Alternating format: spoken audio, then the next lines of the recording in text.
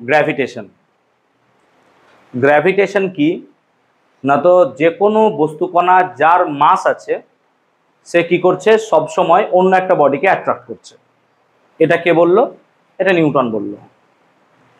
শুধুমাত্র নিউটন নয়, নিউটনের বহু কাল আগে বিভিন্ন জ্যোতির্বিজ্ঞানী তখন ছিল, টাইকো ব্রাহে, কোপারনিকাস, আমাদের কেপলারেই চলে এসো, তারা বিভিন্ন সময়ে টেলিস্কোপের, গ্যালিলিও অবভিয়াসলি, টেলিস্কোপের মাধ্যমে বিভিন্ন বিভিন্ন গ্রহ উপগ্রহের গতি বিবেচনা করতেন।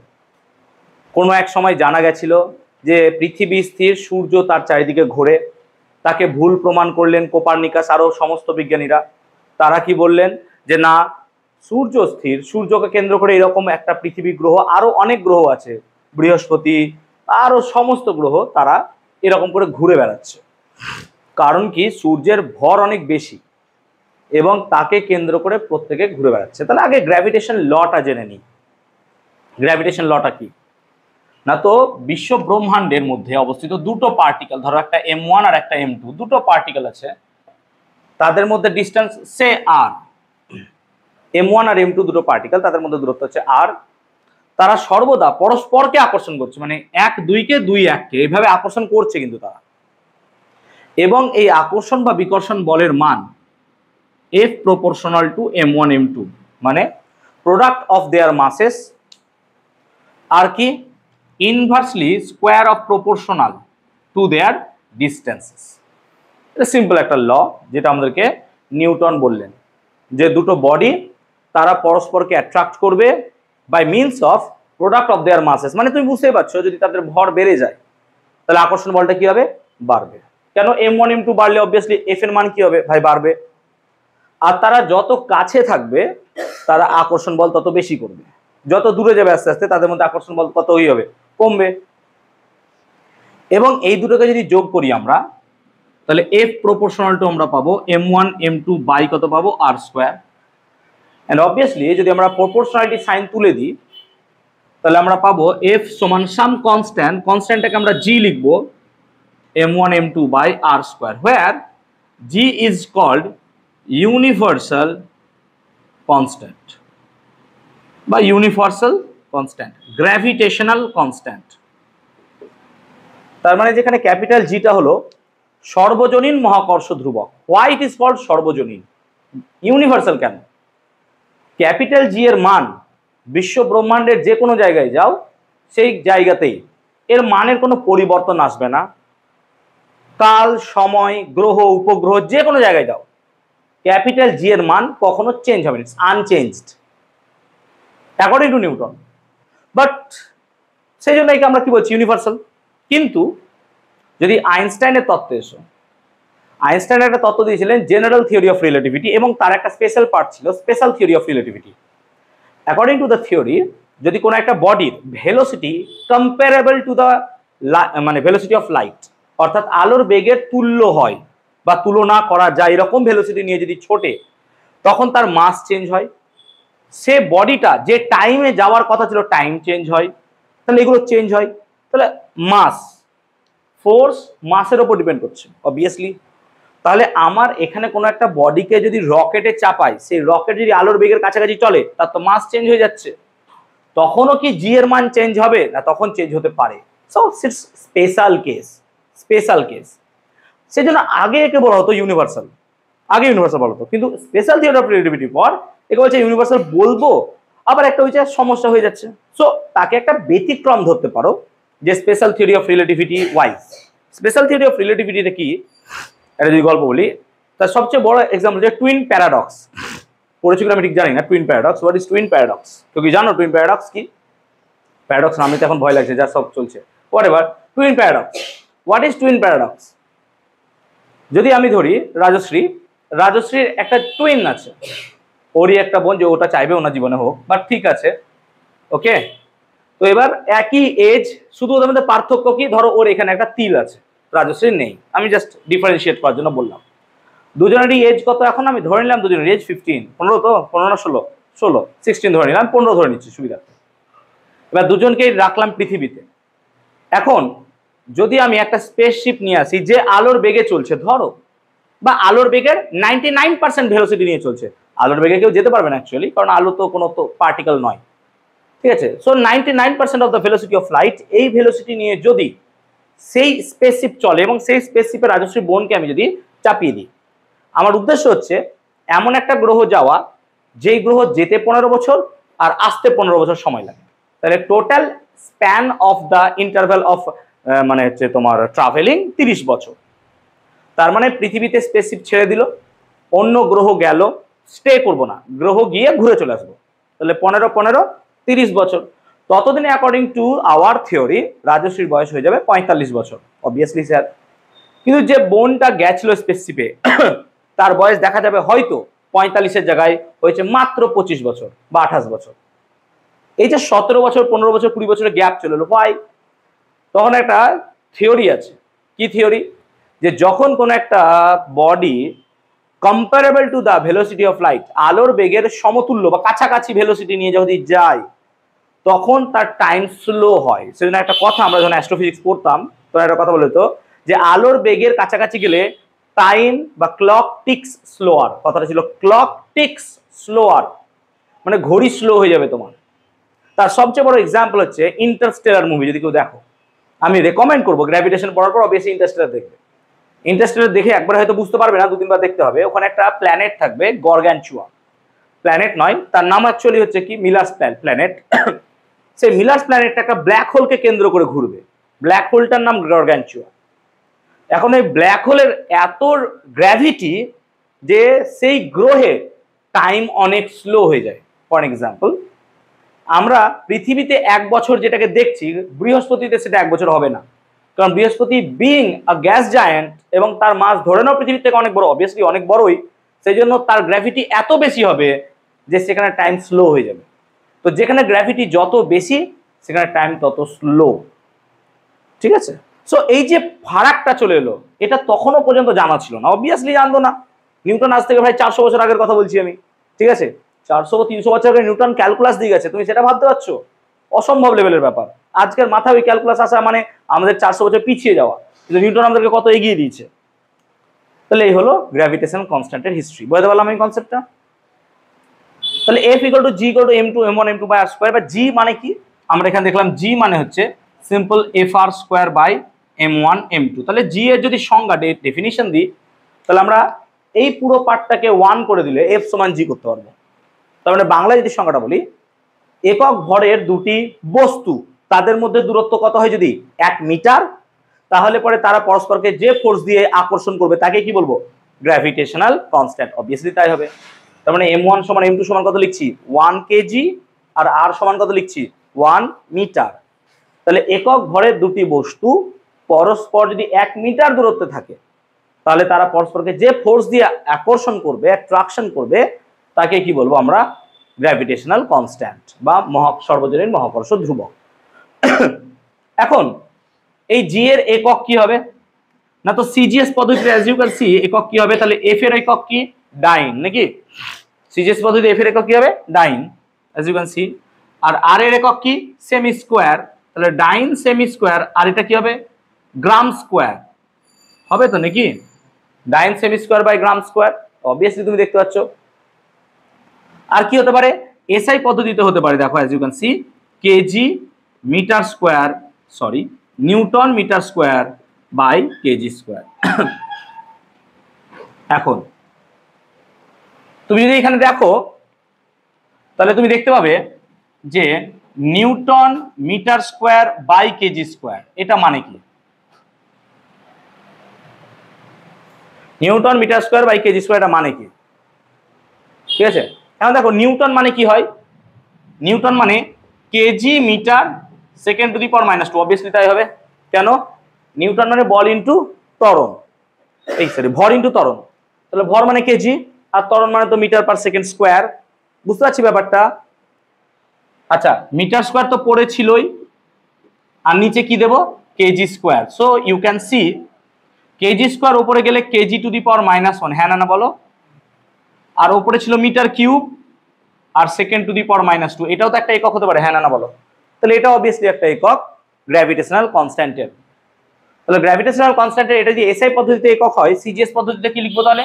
গ্রাম to the power -1 semi cube, আর কি লিখবো? Second to the power -2। আমি কি বুঝতে পেরেছি ব্যাপারটা? দেখো কেজিটা কি হয়ে যাবে গ্রাম, মিটারটা কি হবে সেমি, আর সেকেন্ড সেকেন্ড থাকবে। এটা কোন পদ্ধতিতে? এটা এসআই। আর এটা কোন পদ্ধতি? সিজিএস। এবং এর একটা মান আছে, কনস্ট্যান্ট, তো তাহলে কনস্ট্যান্টে তো মান হবে নাকি? কনস্ট্যান্টের অবভিয়াসলি একটা মান হবে। ক্যাপিটাল জি এর মান আমরা সবসময় এসআইটা মনে রাখবো। এসআই এসআই পদ্ধতিতে কত হয়? কারণ এটা দিয়েই আমরা সব অঙ্ক করবো। 6.67 × 10⁻11, তারপর এসআই এককটা তুমি বসিয়ে দাও। এখানে এসআই এককটা বসিয়ে দাও, আমি আর বসাচ্ছি না। তাহলে 6.67 × 10⁻11 এসআই একক। এসআই একক কি ছিল তাহলে দেখে নিতে পারো, metre cube, kg to the power -1 second to the power -2। ঠিক আছে। এবং সিজিএস পদ্ধতিতে এর মান কত হয়? সিজিএস পদ্ধতিতে হয় 6.67 × 10⁻8। 6.67 × 10⁻8। দুটো মান লিখে রাখতে পারো, তবে আমরা মনে রাখবে এসআই পদ্ধতিতেই করব, সিজিএস পদ্ধতিতে করব না। হলো? তাহলে গ্র্যাভিটেশনাল কনস্ট্যান্টের আমরা একক পড়লাম, আমরা তার মান পড়লাম। সিজিএস পদ্ধতিটা 10⁻8 হবে। হ্যাঁ, এখন তুমি দেখলে যে নিউটনস ল এফ সমান G m1 m2 by R square. Obviously এটা তো ট্রু, এটা ট্রু।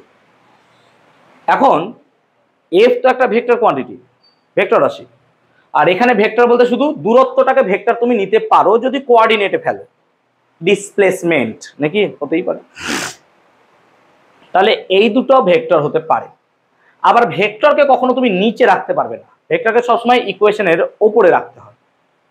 সেজন্য আমরা এইটাকে এইভাবে ভাবতে পারি, এই যে ধরো দুটো পার্টিকেল আছে, সে একটা কোঅর্ডিনেট সিস্টেমকে আমরা চয়েস করলাম, ওকে কোনো ব্যাপার নাই, একটা কোঅর্ডিনেট সিস্টেম আমরা চয়েস করলাম। Very good.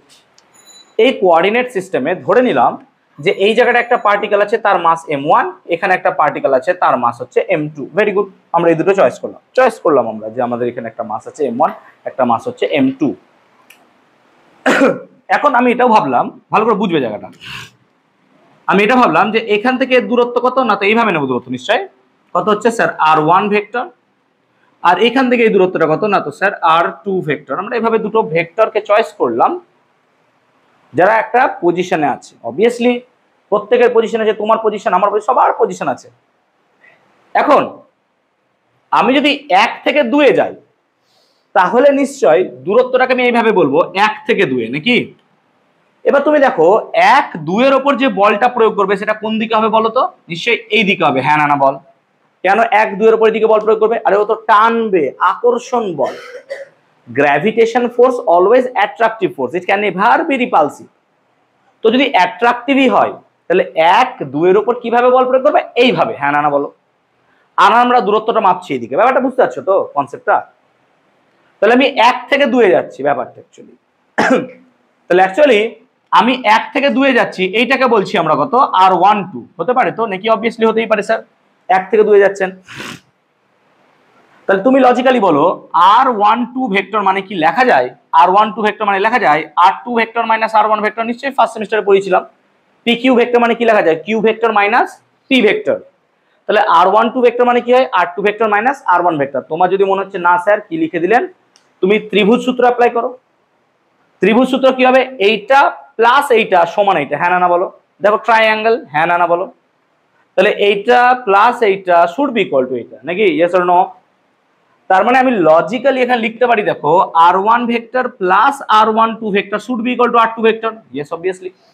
তাই তো তুমি এখানে লিখতে পারো r12 মানে কত হবে actually r2 minus r1। Simple, দেখো তাই লিখেছিলাম।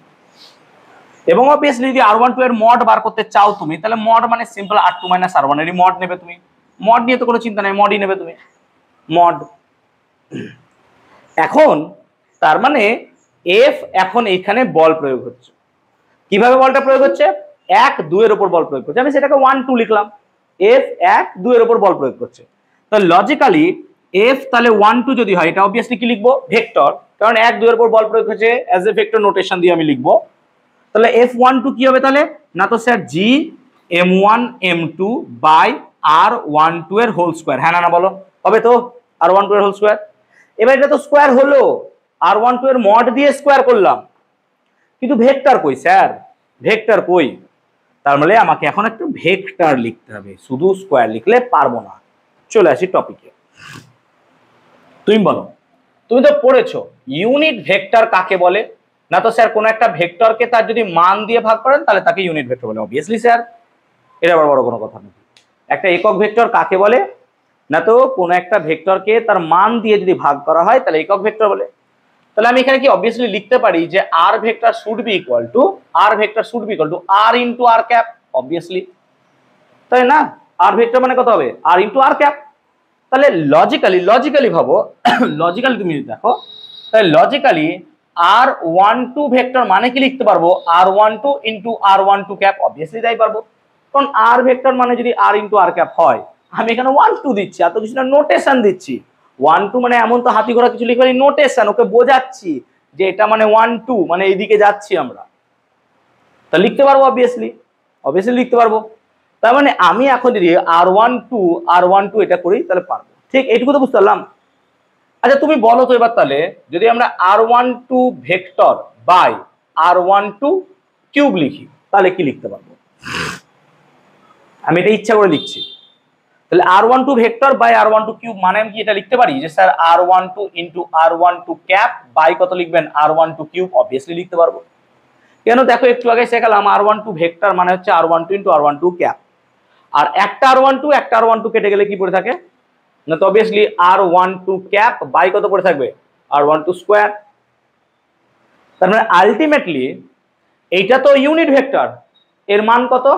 1। একটা ইউনিট ভেক্টরের মান কত হয়? 1। তার মানে আলটিমেটলি এটা যদি মান বার করতে চাই, আলটিমেটলি কত দাঁড়াচ্ছে এটা? ঠিক কিনা বলো? তুমি বলবে স্যার 12 কোথায় চলে গেল? আরে 12 তো নোটেশন, ওকে তো বোঝাচ্ছি 12 দ্বারা। এইটা মানে কি এটা? অবভিয়াসলি এটা মানে কি এটা? অবভিয়াসলি আমি এইভাবে যদি না লিখতে চাই, এইভাবে লিখতে চাই, পারবো? অবভিয়াসলি পারবো। আচ্ছা এটাকে এইভাবে না লিখে এইভাবে লিখতে পারবো? অবভিয়াসলি পারবো। তার মানে এটাকে কি এইভাবে লিখতে পারবো? অবভিয়াসলি পারবো। শুধু আমাকে এখানে কি লিখতে হবে? একটা তোমাদের যদি চোখে দেখতে অসুবিধা হয়, r12 স্কোয়ার। তার মানে এখানে যেখানে আমি কি লিখছিলাম r12 স্কোয়ার, এখানে কি লিখছিলাম r12 স্কোয়ার। তো তাহলে আমি শুধুমাত্র 1/r12 স্কোয়ার না লিখে এইটাও লিখতে পারি, হ্যাঁ না বলো? তার মানে আমি এখানে কি লিখবো? অ্যাকচুয়ালি r12 ভেক্টর বাই কত লিখবো? r12 cube. আমি কি ঠিক বোঝাতে পারলাম ব্যাপারটা? বলো আমাকে, যদি অসুবিধা হয় আমাকে জিজ্ঞেস করে নাও যে কি করে হলো। দেখো আমি সব স্টেপ ওয়াইজ বোঝানোর চেষ্টা করছি, এমন নয় যে আমি তাড়াহুড়ো করছি। বোঝাতে পেরেছি এতদূর পর্যন্ত? ওকে। আবার এইটা মানে কি এটা লেখা? এটা মানে তো এটাই লেখা যায়। তার মানে আমি এখন এই এফ ভেক্টর যেটা আমি এখন লিখলাম, এটা মানে আর একটা জিনিসও লেখা যায়। কত? তো স্যার f12 ভেক্টর মানে জি m1 m2 r12 cap, cap আকারেও লিখতে পারবো। বাই কত লিখবো তাহলে নিচে? r12 square. দেখো সেম জিনিস লিখেছি, আমি এখান থেকে এখানে লিখেছি, ভালো করে দেখো, কিচ্ছু লিখিনি, আমি সিম্পল এই কথাটা করলাম। আমি কতটুকু ক্লিয়ার করাতে পেরেছি? তার মানে এখন যদি আমি নিউটনের সূত্রটাকে ভেক্টর রূপে দেখতে চাই তাহলে আমি দেখবো f12 vector should be equal to G of m1 m2 r12 vector by কত লিখতে পারবো? r12 cube. অবভিয়াসলি স্যার এটা লিখতে পারবো, হবে তো? অবভিয়াসলি হবে। আচ্ছা 1 2 এর উপর বল প্রয়োগ করতে পারে, তেমনি 2ও তো 1 এর উপর বল প্রয়োগ করতে পারে নাকি? তাহলে বলো 1 যদি 2 এর উপর এইদিকে বল প্রয়োগ করে, টানবে তো? তাহলে 2 1 এর উপর কোন দিকে বল করবে? এইদিকে, ওইদিকে টানবে। ভালো করে বোঝো, ওইদিকে টানবে, ওকে এইদিকে টানবে। তাহলে যদি এইদিকে টানে তাহলে 2 থেকে 1 এ যেতে গেলে আমাকে কি বার করতে হবে? r21। আমি কি ঠিক বোঝাতে পারছি ব্যাপারটা? 2 থেকে 1 এ যাবো মানে কি আমাকে কি বার করতে হবে? r21। তাহলে এখানে যদি দেখো r12 মানে কত পেয়েছো তুমি? r2 minus r1। তুমি এখানে পেয়েছো r12 মানে কত? r2 মাইনাস কত? r1। তাহলে কি এটা লিখতে পারবে r21 মানে r1 মাইনাস r2, হ্যাঁ না বলো? অবভিয়াসলি হবে। তুমি যে এখানে উল্টে দাও এটাও কি হয়ে যাবে? উল্টেই যাবে নাকি? ভেক্টর তো, ঠিক তো? বুঝতে পারছি ব্যাপারটা? ক্লিয়ার? ওকে। তো তাই হয়। তাহলে এখন 2 1 এর উপর বল প্রয়োগ করছে নাকি? তাহলে এটাকে কি লিখবো? f21। দেখো 1 2 এর উপর বল প্রয়োগ করছিল, কি লিখলাম? f12। 2 1 এর উপর বল প্রয়োগ করছে, কি লিখবো? f21। তাহলে logically f21 vector, obviously vector notation দেবো। f21 ভেক্টর ফর্মুলা তো সেম স্যার, জি m1 m2। এবার এখানে কি লিখবো? r21 ভেক্টর বাই নিচে কি লিখবো? r21 cube. এখন এই দুটো থেকে দেখো তুমি R12 মানে তুমি ইজিলি দেখতে পাচ্ছ -R21, হ্যাঁ না না বলো। দেখো একটা মাইনাস কমন নিলে হয়ে যাচ্ছে, হ্যাঁ না না বল। দেখ এখান থেকে যদি একটা মাইনাস কমন নিই তাহলে কি পড়ে যাচ্ছে R2 -R1, আর R2 -R1 মানে কত R12। ওটা বলতে পারলাম। তার মানে লজিক্যালি R21 মানে কত -R12। আমি কি ঠিক? আমি কি ঠিক? ওকে, তার মানে হ্যাঁ বল, বুঝতে পারলাম ব্যাপারটা। এবার বল R12 R21 দুটো ডাইরেকশন আলাদা, কিন্তু তাদের মান কি একই হবে? কারণ এই ডিস্টেন্সটার মান আর 1 থেকে 2 এ যাও বা 2 থেকে 1 এ যাও, দুটোই কি সেম হবে না? সেম হবে না? সেম তো, শুধু ডাইরেকশন আলাদা। তার মানে আমি বলতে চাইছি R12 ভেক্টরের mod should be equal two R21 ভেক্টরের মড। দুটো সমান, দুটো সমান, শুধু ডাইরেকশন আলাদা। R21 মানে কত -R12। তার মানে আমি যদি এখানে লিখতে চাই, তাহলে আমি কি লিখতে পারবো? F21 ভেক্টর মানে কত লিখবো? GM1 M2, ভালো করে দেখ, GM1 M2, GM1 M2। আচ্ছা R21 এর জায়গায় কি লিখতে পারবো তাহলে? -R12। আমি কি লিখতে পারবো R21 এর জায়গায় -R12? এখন দেখলাম R21 মানে কত হবে? -R12। প্লিজ এইটুকু বলিস না যে স্যার R12 মানে তো -R21, তাহলে R21 মানে কি -R12? এটুকু প্লিজ বলিস না, ঠিক আছে? বাই কত? বাই আচ্ছা R21 মানেই কত? R12। এই জায়গাটাই সমস্যা। কি বলবি? স্যার মাইনাস আছে, তাহলে মাইনাসের কিউব মাইনাস। না বাবা, আমি কি বলছি? মড। মড সেম, তার মানে এটা তো মডে আছে, এটা ভেক্টর নয়। তার মানে R12 সমান কত? R21। তাহলে এখানেও কত লিখবো? R12 cube. আমি কি ঠিক বুঝতে পারলাম ব্যাপারটা? মড সমান তাদের। মাইনাসটা কি বোঝাচ্ছে? ডাইরেকশন। মাইনাসটা ডাইরেকশন বোঝাচ্ছে।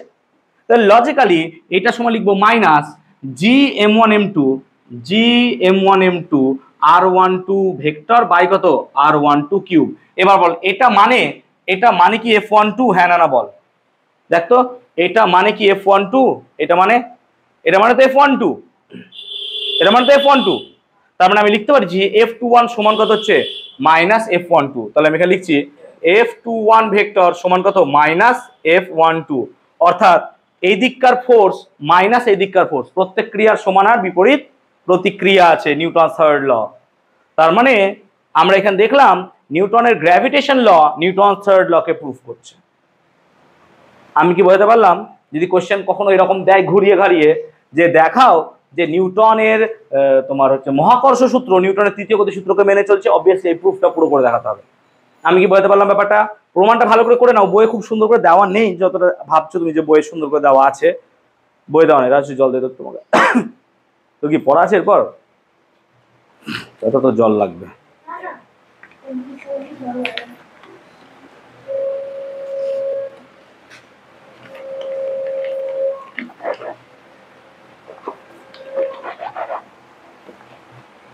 আশা করছি আদর পর্যন্ত বোঝাতে পেরেছি, কোনো রকম সমস্যা হয়নি। হয়েছে কারোর কিছু? বলতে পারো আমাকে। তাহলে নিউটন থার্ড ল আর নিউটনের গতিসূত্র নিয়ে আমরা এই লজিকটা মোটামুটি বুঝতে পারলাম। এখন এটা তো দুটো বস্তুর ক্ষেত্রে কত সহজে করে ফেলছি, তাই না? দুটো বস্তু কত সহজে করে ফেলছি, তাদের ডিস্টেন্সটা বার করে নিচ্ছি। Yes sir, obviously. কিন্তু যদি কখনো আমার কাছে একটা বিশাল বড় বস্তু দেয়, ধরো একটা অ্যাসিমেট্রিক বিশাল বড় বস্তু দিয়ে দিয়েছে, ফর কনসিডারেশন তুমি নিতে পারো, ধরো এই একটা বড় বস্তু, সেখানে অসংখ্য পার্টিকেল আছে, সিস্টেম অফ পার্টিকেলসে পড়েছো, আর এখানেও ধরো একটা পার্টিকেলস আছে, তার কম্বিনেশন। এবার Newton's gravitation law applicable for বিন্দু বস্তু, পয়েন্ট মাসেস। বিন্দু বস্তু কাদের বলা হয়? যাদের মাস পয়েন্ট আকারে আছে, পয়েন্ট। এবার কোন ক্ষেত্রে পয়েন্ট মাস তুমি পাবে কোথায়? একটা যদি চুল নাও, সেও তো অসংখ্য পার্টিকেল দিয়ে তৈরি, প্রত্যেকটা মাস আছে। একটা ইলেকট্রনকে পার্টিকেল ধরো, তারও মাস আছে। এবার ইলেকট্রন তো শুধু তুমি খুঁজে বেড়াবে কোথায়? তার মানে লজিক্যালি নিউটনস ল শুধু যদি পার্টিকেলের ক্ষেত্রে অ্যাপ্লিকেবল হয়, এখানে নিউটনস ল অ্যাপ্লিকেবল করতে গেলে মানে মৃত্যু বরণ করা তার থেকে অনেক বেটার। কেন? কারণ প্রত্যেকটা পার্টিকেল এদের প্রত্যেকের সাথে কি করবে? অ্যাট্রাকশন নেবে। সেই রকম এর একটা পার্টিকেল প্রত্যেকটা পার্টিকেলের সাথে অ্যাট্রাকশন নেবে, তাদের ভেক্টর সাম করতে হবে, মানে তার থেকে মরে যাওয়া অনেক ভালো। পারবে না, ইম্পসিবল টাস্ক, ইম্পসিবল টাস্ক। তাহলে সে এইসব করবো কি করে? Centre of mass. আমরা ধরে নেবো এর পুরো মাস কোথায় আছে? একটা পয়েন্টে, that's called centre of mass. সেই জন্য তো আমরা সেন্টার অফ মাস পড়লাম, যে আমার এই বডির সেন্টার অফ মাস কোথায় আছে? এখানে আছে, ধরে নিচ্ছি। তাহলে আমি পুরো বডি এখন নাই, আমার এখানে ছোট্ট পয়েন্ট আছে, আমার পুরো মাস ওখানে আছে। এবার তুমি নিউটন ল অ্যাপ্লাই করো না। তাহলে এটা কত সহজ হবে যদি বডিটা সিমেট্রি হয়। এইরকম হলে তো মুশকিল অ্যাসিমেট্রি, সেই জন্য আমাদের লজিকে আমাদের এখানে অ্যাসিমেট্রিক বডি খুব একটা দেবে না, সিমেট্রিক বডির ক্ষেত্রেই বার করতে হবে। আর সত্যি কথা বলতে গেলে সিমেট্রিক বডির ক্ষেত্রে এটা বার করাও তো মুশকিল। সেই জন্য পয়েন্ট মাস যদি আমরা চয়েস করতে হয়, তার প্রথম তো মাথা থেকে একদম বার করে দাও সেন্টার অফ মাসই আছে, আমরা সিম্পল সেন্টার অফ মাস তো একটা পয়েন্ট। আর একটা হতে পারে যে দুটো বস্তুর মধ্যে যদি দূরত্ব অনেক বেশি হয়ে যায়, যেমন ধরো পৃথিবী, it's not a point mass, sun it's also a not a point mass, but তাদের intermediate distance 15 crore kilometre, that is huge. তাদের ব্যাসার্ধ 6400 কিলোমিটার, পৃথিবীর ব্যাসার্ধ 15 কোটি কিলোমিটার থেকে 6400 কতটুকু? কারো কাছে 15 কোটি টাকা থাকে, তাকে যদি 6400 টাকা দাও, কিছুই দেওয়া না অ্যাকচুয়ালি, তাই না? এরকম না? তো লজিকটা এরকম হচ্ছে যে তাদের ইন্টারমিডিয়েট ডিস্টেন্স যদি অনেক বেশি হয়ে যায়, তাহলে তাদেরকে পয়েন্ট মাস হিসেবে কনসিডার করতে পারবে। আমরা এই জায়গায় সেগুলোকেই নেব, either centre of mass or তাদের ইন্টারমিডিয়েট ডিস্টেন্স কি অনেক বেশি। আমি কি বুঝতে পারলাম ব্যাপারটা? সেই জন্য পয়েন্ট মাসের ক্ষেত্রে আমরা এগুলো আলোচনা করব। বুঝতে পারলাম ব্যাপারটা? চলে আসবো মহাকর্ষীয় ক্ষেত্র বা তোমার হচ্ছে মহাকর্ষীয় ক্ষেত্র প্রাবল্য। তাহলে গ্র্যাভিটেশনাল ফিল্ড পয়েন্টটা হবে। গ্র্যাভিটেশনাল ফিল্ড কাকে বলে? দেখো তুমি যে বন্ধুদের সাথে মেশো, বাড়ির লোক তাই বলে যে তুমি সেই রকম হও। ফর এক্সাম্পল, যদি একটা ভালো বন্ধুর সাথে মেশো, বাড়ির লোক বলে খুব ভালো, ভালো বন্ধুর সাথে মিশছিস, ভালো বন্ধুর অরা তোমাকে কি করবে? ভালো হতে হেল্প করবে। কিন্তু আমরা এমন লোক যে ভালো বন্ধুকে খারাপ করে দেবো, কিন্তু আমরা ভালো হতে পারবো না। লজিকটা হচ্ছে এরকম, ঠিক আছে? সংখ্যার দিকে শুধু তাকিয়ে লাভ কি আছে? ওকে, হোয়াট এভার। তার মানে আমরা বলছি যে আমাদের একটা ফিল্ড থাকে নাকি, এই ফিল্ডের মধ্যে যদি তুমি আসো, তাহলে তুমি তার মতো বা তার বিহেভিয়ার তার মতো দেখতে পাবে। যেমন ধরো প্রত্যেকেরই একটা ফিল্ড আছে, যেন একটা বাড়ির পাশের কুকুরেরও একটা ফিল্ড আছে, তার নির্দিষ্ট এলাকা আছে, ওই এলাকায় ও রাজা, কারণ এলাকা তো কুত্তো কা হতা হয়। তো ওই এলাকায় ও রাজা, ওই এলাকায় অন্য কুকুর এলে ওকে তাড়বে। ভাই সিম্পল কথা এটা। তেমনি তেমনি ধরো যে তোমার একটা নিজস্ব বাড়ির বা একটা রুম আছে, এই রুমে তুমি তোমার মতো করে জিনিস রাখো। এবার মা এসে, যেমন আমি বাড়িতে কি হয়, খুব মানে অগোছালো। অগোছালো মানে কি, আমি জামা কাপড় খুলে বিছানার এক সাইডে রেখে দিই স্তূপ আকারে, ঠিক আছে? মানে ল্যাপটপ বই টই পড়ে আমি বেডের এক সাইডে রেখে দিই। এইগুলো ছিল আমার মেস জীবন, যে মেসে আমি এইভাবে থাকতাম। মেস মানে রুম ভাড়াতে। হোস্টেলে দেখবি এরকমই থাকছে, যে এখানে জাঙ্গিয়া ঝুলছে, এখানে এই ঝুলছে, ঠিক আছে? মোজা খুলে হয়তো মানে বালিশের পাশে পড়ে আছে, ঘুম ভাঙছে মোজার গন্ধে। সো এগুলো লাইফ আসবে, যদি সেই জায়গায় যাও অবভিয়াসলি যাবে নিশ্চয়ই, হ্যাঁ, এইগুলো পার্ট, একটা লাইফের পার্ট। এখান থেকে আবার বেরিয়ে আসবে, যখন বিয়ে হবে অবভিয়াসলি ঘর গোছানো দেবে, তখন দেখবে মোজা খুঁজে পাচ্ছ না, ঠিক আছে? তোমার এর মতে বা মায়ের মতে কি হবে, মোজা ওখানে থাকা উচিত, তোমার মতে মোজা তোমার বালিশের পাশে থাকা উচিত, ঠিক আছে? কারণ আমি এইভাবে তো অভ্যস্ত না। সো অনেক সময় অসুবিধা হয়। তাহলে সবার একটা ফিল্ড আছে। তেমনি যে কোনো একটা বডি যদি আমার ফিল্ড হয়, তাহলে আমার যে প্রত্যেকটা পার্টিকেল দিয়ে আমি তৈরি, প্রত্যেকটা পার্টিকেলের একটা ফিল্ড আছে। সেই ফিল্ডের মধ্যে অন্য কোনো বডি এলে তাকে কি করে? অ্যাট্রাক্ট করে। একে বলবো ক্ষেত্র, ফিল্ড, মহাকর্ষীয় ক্ষেত্র। যদি থিওরিটিক্যালি আমি দেখাতে চাই, একটা মহাকর্ষীয় ক্ষেত্র অসীম দূরত্ব পর্যন্ত বিস্তৃত হতে পারে। কি করে? সিম্পল না, তো আমাকে নিউটন বললো আমি ভেক্টর নিচ্ছি না, G m1m2/r², আমি ভেক্টর নিচ্ছি না। এই এবার মহাকর্ষ ফিল্ড কত দূর অবস্থিত আমি ধরে নিচ্ছি অনেক দূর, কত দূর আমি জানি না কত দূর। এবার ওই দূরের পর ফিল্ড কত হয়ে যাবে? 0। তাহলে অ্যাট্রাকটিভ ফোর্সও কত হবে? তাহলে এমন একটা দূরত্ব যার পর আমার অ্যাট্রাকটিভ ফোর্স কত হয়ে যাচ্ছে? 0, তাই না? তুমি ঘুড়ি ওড়াচ্ছ, লাটায় ঢিল দিয়ে যাচ্ছ, যেতে দিতে দিতে এত দূরে ঢিল দিয়ে দিচ্ছ যে তুমি আর ঘুড়ি দেখতে পাচ্ছ না, তোমার চোখের বাইরে চলে, অকাতের বাইরে চলে গেছে, ঠিক আছে? তাহলে লজিক্যালি এফ এর মান যদি 0 হয়ে যায়, তাহলে তুমি দেখতে পাচ্ছ G m1m2/r², as you can see, তাহলে r² should be equal two 1/0 নাকি সামথিং বাই 0। এখানে তো কিছু থাকবে, G m1m2/0, আর এটা মানে কি হবে? ইনফিনিটি। তার মানে সামথিং বাই ইনফিনিটি, এই মানে ইনফিনিটি অ্যাকচুয়ালি, তার মানে দূরত্ব কত হবে? ইনফিনিটি। সেজন্য বলা হয় যে ইনফিনিটি মানে কি, যে সূর্য আমাকে আকর্ষণ করছে, সূর্যের পাশে থাকা প্রক্সিমা সেন্টাউরি নক্ষত্রও আমাকে আকর্ষণ করছে, তার থেকে কয়েকশো কোটি কিলোমিটার দূরে থাকা নক্ষত্র আমাকে আকর্ষণ করছে, কারণ এদের অ্যাট্রাকটিভ ফোর্স কোনদিন 0 হয়ই না তাত্ত্বিকালি। বাট অ্যাকচুয়ালি প্র্যাকটিক্যালি কি হয়, কিছু দূর যাওয়ার পরই 0 হয়ে যায়, বেশি দূর থাকে না। যেমন সূর্যের আকর্ষণ বল কত দূর হওয়া উচিত? অ্যাকচুয়ালি সূর্যের আকর্ষণ বল অ্যাকচুয়ালি এখান থেকে আমি যদি যাই পৃথিবীর সবচেয়ে দূরে অবস্থিত নেবুলা তাকে গিয়েও অ্যাট্রাক্ট করছে, কিন্তু সে কি টেনে হিচড়ে চলে আসছে? আসবে না, কারণ একটা টাইম পর তার কি হয়ে যায়, জিরো হয়ে যায়। সিমিলারলি ম্যাগনেটিক ফিল্ডের ক্ষেত্রেও দেখাবো ক্লাস 12-এ যে ম্যাগনেটিক ফিল্ড এরকম জিরোই হয়, কিন্তু অ্যাকচুয়ালি ম্যাগনেটিক ফিল্ড কি অসীম দূরত্ব পর্যন্ত থাকে? তাহলে এখানে একটা ম্যাগনেট ভরে রাখলাম, ওই দূর থেকে আমার সোনা চাঁদি চলে আসছে, হবে না, কারণ ওর একটা নির্দিষ্ট এরিয়া থাকে। আমি কি বোঝাতে পারছি ব্যাপারটা? একটা এরিয়া, ওই এরিয়ার বাইরে গিয়ে তার কোনো আর কাজ হয় না। ঠিক আছে, কনসেপ্টটা বোঝাতে পারলাম? ওকে। তাহলে অসীম দূরত্ব পর্যন্ত বিজিত থাকে।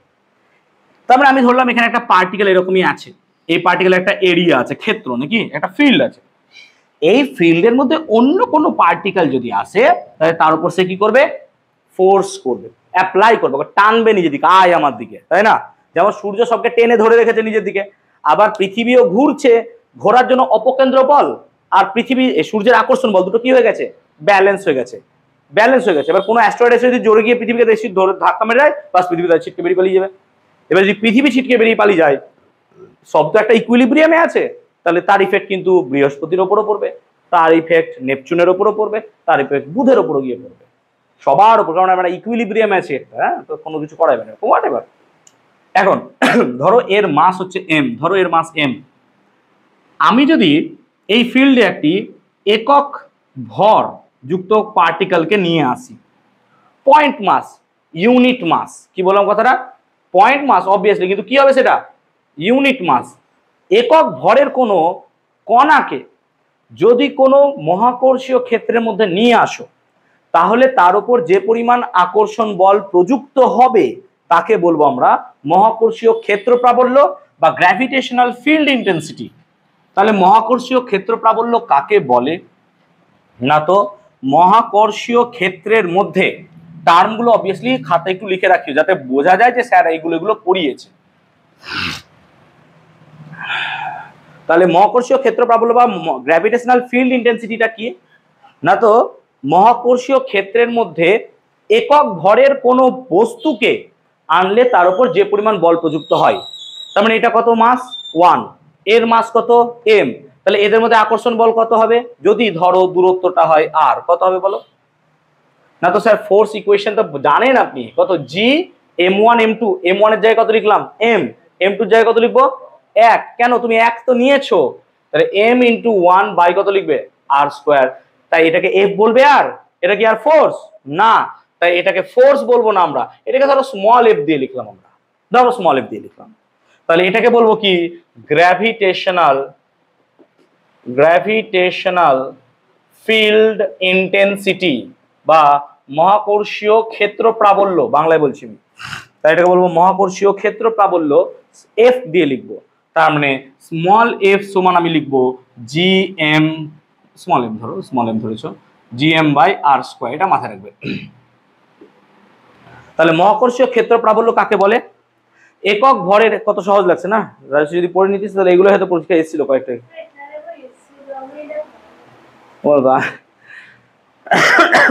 ওকে, হোয়াটএভার। তাহলে একক ভরের কোনো বস্তুর উপর যে পরিমাণ বল প্রযুক্ত হয় মহাকর্ষীয় ক্ষেত্রের মধ্যে, in the gravitational field the total amount of force acted আপন বাই দ্য টেস্ট মাস, এটাকে আমরা বলি পয়েন্ট মাস, টেস্ট মাস, ইউনিট মাস। তাহলে তাকে বলবো কি? মহাকর্ষীয় ক্ষেত্র প্রাবল্য। সংখ্যাগুলো সব পরীক্ষা এসছে বাবা, কিন্তু হ্যাঁ একদম অ্যাভয়েড করো না। তাহলে মহাকর্ষীয় ক্ষেত্র প্রাবল্য আমরা বুঝলাম যে gm/r², কি দিয়ে লিখবো? gm/r²। তার মানে তোমাকে যদি বলি এখানে একটা m মাস আছে, এখানে একটা m মাস আছে, সেখান থেকে r দূরে মহাকর্ষীয় ক্ষেত্র প্রাবল্য কত হবে বলো? কত হবে? gm/, বাস এটা বলতে পারো, অসুবিধা কি হচ্ছে? তাহলে মহাকর্ষীয় ক্ষেত্র প্রাবল্য মানেই কত হবে? gm/r²। এবার দেখো, যেহেতু এটা r² আছে, এটা অবভিয়াসলি এটা ভেক্টর কোয়ান্টিটি। মনে রাখবে মহাকর্ষীয় ক্ষেত্র প্রাবল্য এটা একটা ভেক্টর কোয়ান্টিটি। সেম ভাবে আমি কি লিখতে পারবো? r ভেক্টর বাই কত লিখতে পারবো? r³ নাকি? একটু আগে তো লিখেছিলাম, তাহলে এখানেও r ভেক্টর বাই কি লিখতে পারবো? r³। তাহলে সিম্পল এটা একটা ভেক্টর কোয়ান্টিটি, এটা মাথায় রাখবে, সব ভেক্টর কোয়ান্টিটি অবভিয়াসলি। আচ্ছা, এর ইউনিট কি হবে? এর ইউনিট কি হবে? কেউ বলতে পারবে ইউনিট? দেখো, আচ্ছা ফোর্স কি ছিল? gmm/r², আর ফিল্ড কত হয়েছে? gm/r², মানে একটা m বাদ গেছে, মানে ফোর্সকে কি দিয়ে ভাগ করছো তুমি? m দিয়ে। তাই এর ইউনিট হবে নিউটন পার কেজি অথবা ডাইন পার গ্রাম, দ্যাটস ইউর অ্যান্সার। তাহলে মহাকর্ষীয় ক্ষেত্রফল বলে, এটা শর্ট কোশ্চেন অনেক সময় দিয়ে দেয়, যদিও বা 2+1 আকারে অনেক সময় দেয়। হ্যাঁ, তো 2+1 আকারে যদি দেয় তখন দেখবে এটা মহাকর্ষীয় ক্ষেত্রফলের একক হবে কি না, তো নিউটন পার কেজি অথবা ডাইন পার গ্রাম। এটা মাথায় রাখবো আমরা, ঠিক আছে। এবার মহাকর্ষীয় বিভবের কথা ভাববো।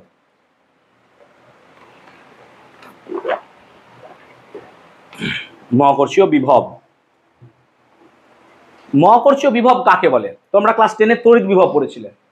কাকে বলে তড়িৎ বিভব? অসীম দূরত্ব থেকে একটি একক ধনাত্মক আধানকে তড়িৎ ক্ষেত্রের কোনো বিন্দুতে আনতে। সেমই জিনিস আছে এখানে, তড়িৎ ক্ষেত্র বদলে কি বলছি? মহাকর্ষীয় ক্ষেত্র বা gravitational field we are talking about. Same logic, অসীম দূরত্ব থেকে কি নিয়েছিলাম? একক ধনাত্মক আধান। এখানে কি লিখবো? ইউনিট পয়েন্ট মাস। আমি কি বুঝতে পারছি ব্যাপারটা? তাহলে অসীম দূরত্ব থেকে একটি একক ভরকে বা বিন্দু ভরকে, অসীম দূরত্ব থেকে একটি ইউনিট পয়েন্ট মাসকে মহাকর্ষীয় ক্ষেত্রের মধ্যে আনতে যে পরিমাণ কাজ করতে হবে তাকেই বলবো মহাকর্ষীয় বিভব। তাহলে গ্র্যাভিটেশনাল পোটেনশিয়াল, আমি জিআর দিয়ে লিখবো গ্র্যাভিটেশনাল। গ্র্যাভিটেশনাল পোটেনশিয়াল মানে কি?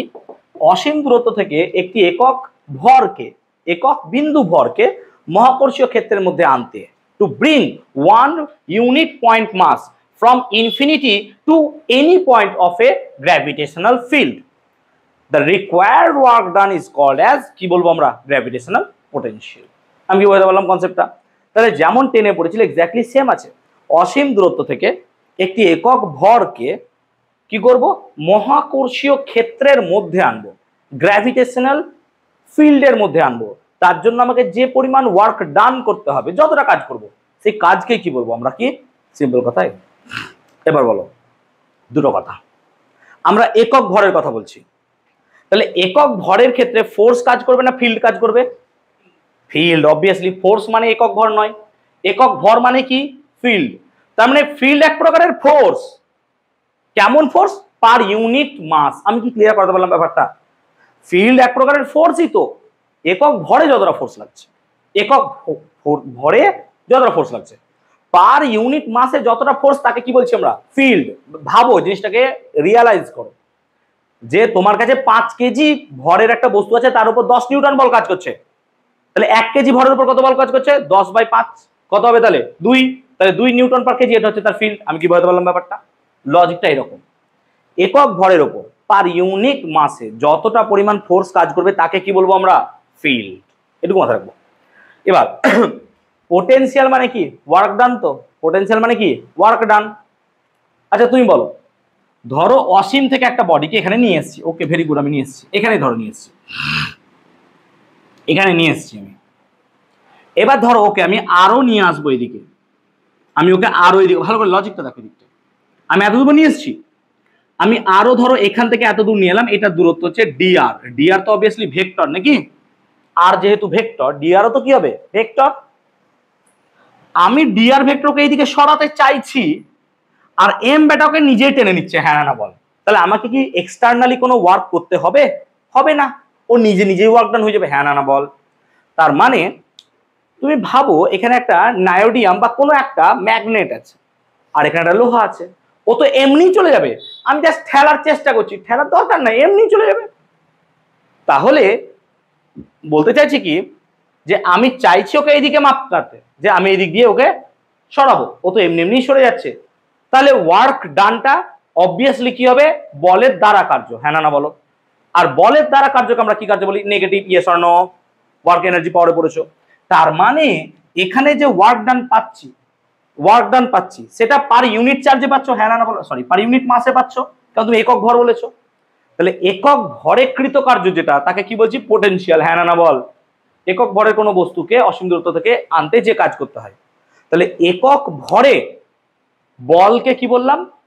ফিল্ড। তেমনি একক ভরে কার্যকে কি বলবো? পোটেনশিয়াল। এই দুটো কথা মাথায় রাখো, জীবন অনেক সহজ হয়ে যাবে। কি বললাম? একক ভরের ফোর্সকে বলা হয় ফিল্ড, একক ভরের কার্যকে বলা হয় পোটেনশিয়াল। তাহলে ইউনিট মাসের ফোর্সকে বলবো আমরা কি? ফিল্ড। ইউনিট মাসের ওয়ার্ককে কি বলবো? পোটেনশিয়াল। আমি কি ক্লিয়ার করতে পারছি ব্যাপারটা? এর থেকে সোজা ল্যাঙ্গুয়েজ তুমি ইউটিউব খুঁজে কোনো জায়গায় পাবে না।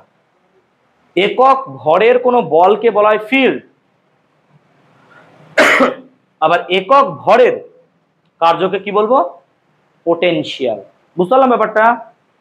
তাহলে পোটেনশিয়ালকে আমরা ভি দিয়ে লিখবো, পোটেনশিয়ালকে কি দিয়ে লিখবো? ভি দিয়ে।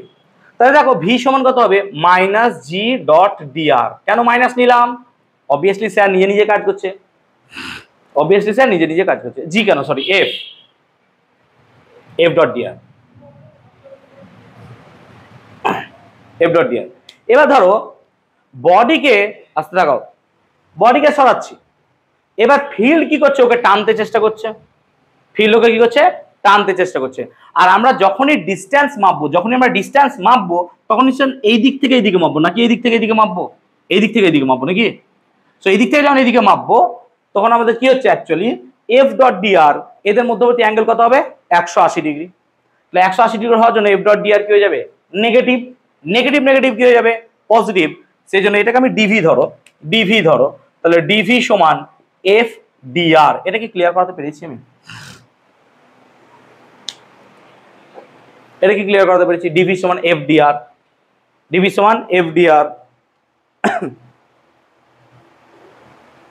হলো? ওকে, তার মানে এখান থেকে একটা সুন্দর রিলেশন পাওয়া যায়। এফ সমান কত পাচ্ছ? DV DR. এটা মনে রাখবি, এইচসি ভার্মায় এখান থেকে অনেক প্রবলেম আছে এই রিলেটেড, যে এফ সমান ডিভি ডিআর মানে পোটেনশিয়ালের যদি একবার ডেরিভেটিভ করো উইথ রেসপেক্ট টু আর, কি পাবে? ফিল্ড। পোটেনশিয়ালের একবার ডেরিভেটিভ করলে কি পাবে? ফিল্ড। মনে থাকবে কথাটা? মনে থাকবে? এবার আমি কি চাইছি? ওকে ডিভি সমান এফ ডিআর, এটা তো পেলাম। আমি ওকে চাইছি কোথা থেকে আনতে? অসীম থেকে। কত দূরে আনতে? ধরো এই পয়েন্টে আনতে, এই পয়েন্টটা হচ্ছে আর, অসীম থেকে আরে আনতে চাইছি। তাহলে আমাকে কি করতে হবে? ইন্টিগ্রেশন। হ্যাঁ না না বল? তার সাথে উপায় নাই, যোগ করতে হবে তো আমাকে কাজগুলো, নাকি? যে একটা এক এক এক কাজগুলো যোগ করতে হবে। তারপরে টোটাল যদি পোটেনশিয়াল বার করতে চাই, কি করব আমি? Integration of F DR. আমি কি ক্লিয়ার করতে পারলাম ব্যাপারটা? এবার আমি কোথা থেকে বলো, আমি কোথা থেকে আসতে চাইছি? কত দূরে আসবো? আর।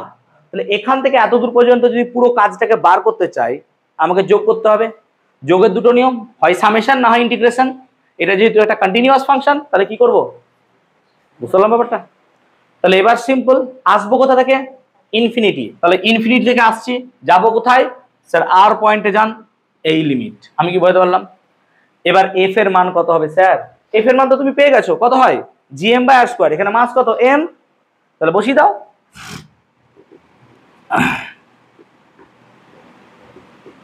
হবে না? হবে না? এবার বলো জিএম কি কনস্ট্যান্ট? একটা বডির মাস তো কনস্ট্যান্ট, জিও কনস্ট্যান্ট, তার মানে ভি সমান জিএম। এবার বলো integration of DR, integration of DR, sorry 1 by R square. 1 by R square মানে কি লিখবো? R to the power -2। হ্যাঁ না বল? তাহলে এতে দেখ, জিএমটাকে বার করলাম, ইন্টিগ্রেশন লিখলাম, 1 বাই আর স্কোয়ার মানে কি লিখলাম? R to the power -2। কি ফর্মুলা হবে? x to the power n dx, মনে পড়ছে? x to the power n plus 1 by n plus 1। তার মানে এখানে কি লিখবো? ভালো করে দেখ, জিএম কি লিখবো?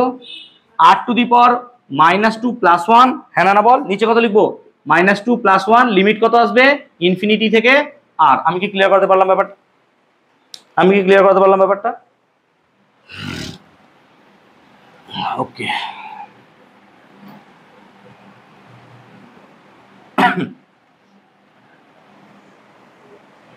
তাহলে কত হবে দেখ, ভি সমান minus G M by r, limit কত? ইনফিনিটি থেকে আর। তার মানে minus G M 1 by R minus 1 by infinity, নাকি? Upper limit minus lower limit. তার মানে পোটেনশিয়ালের ফর্মুলা কত দাঁড়ালো? Minus G M by r. এটা মাথায় রাখবে, পোটেনশিয়াল মানে minus G M by r. কেন স্যার মাইনাস এলো? আরে এটা তো অ্যাট্রাকটিভ ফোর্স। অ্যাট্রাকটিভ ফোর্স মানে ও তোমার কাছ থেকে তোমাকে যেতে দিতে চাইবে না। আর যখনই কেউ তোমাকে বাউন্ড করে রাখতে চাইবে, তোমার এনার্জি কি হবে? নেগেটিভ। যেমন নিউক্লিয়াস চাইছে ইলেকট্রনকে বেঁধে রাখতে, তার জন্য ইলেকট্রনের টোটাল এনার্জি কি হয়? নেগেটিভ। পড়েছে হয়তো -13.6 ইলেকট্রন ভোল্ট। তোমাদের স্যারও হয়তো বলেছেন যে নেগেটিভ কেন হয়, মাইনাস কেন হয়? বিকজ নিউক্লিয়াস চাইছে ইলেকট্রনকে ধরে রাখতে। কেউ কারোর আন্ডারে থাকলে তাকে আমরা বলি সে ধারে আছে। লাইক, কথা মানে বলছি, আমি যদি আজকে কাউকে 5,000 টাকা ধার দিই, তার মানে সে আমার আন্ডারে এলো। কারণ ওর এখন নেগেটিভ মাইনাস 5,000 টাকা আছে। তাহলে আমি যদি ওকে দুটো কথা বলি ও শুনতে বাধ্য, তাই না? তাহলে তেমনি নিউক্লিয়াসের আন্ডারে যেহেতু ইলেকট্রনগুলো আছে, ইলেকট্রন প্রত্যেকটা এনার্জি কি হবে -13.6, এবং তোমরা পড়েছো ওকে যদি +13.6 এনার্জি দিয়ে দেওয়া হয় ওয়ার্ক ফাংশন হয়, পড়েছো কিনা আমি ঠিক জানি না। ও ইলেকট্রন কি হবে, মেটাল থেকে বাইরে বেরিয়ে পালিয়ে যাবে, অ্যাটম থেকে বাইরে বেরিয়ে পালিয়ে যাবে। তার জন্য একটা গ্রাফ পড়েছিলে তোমরা, অবভিয়াসলি গ্রাফ।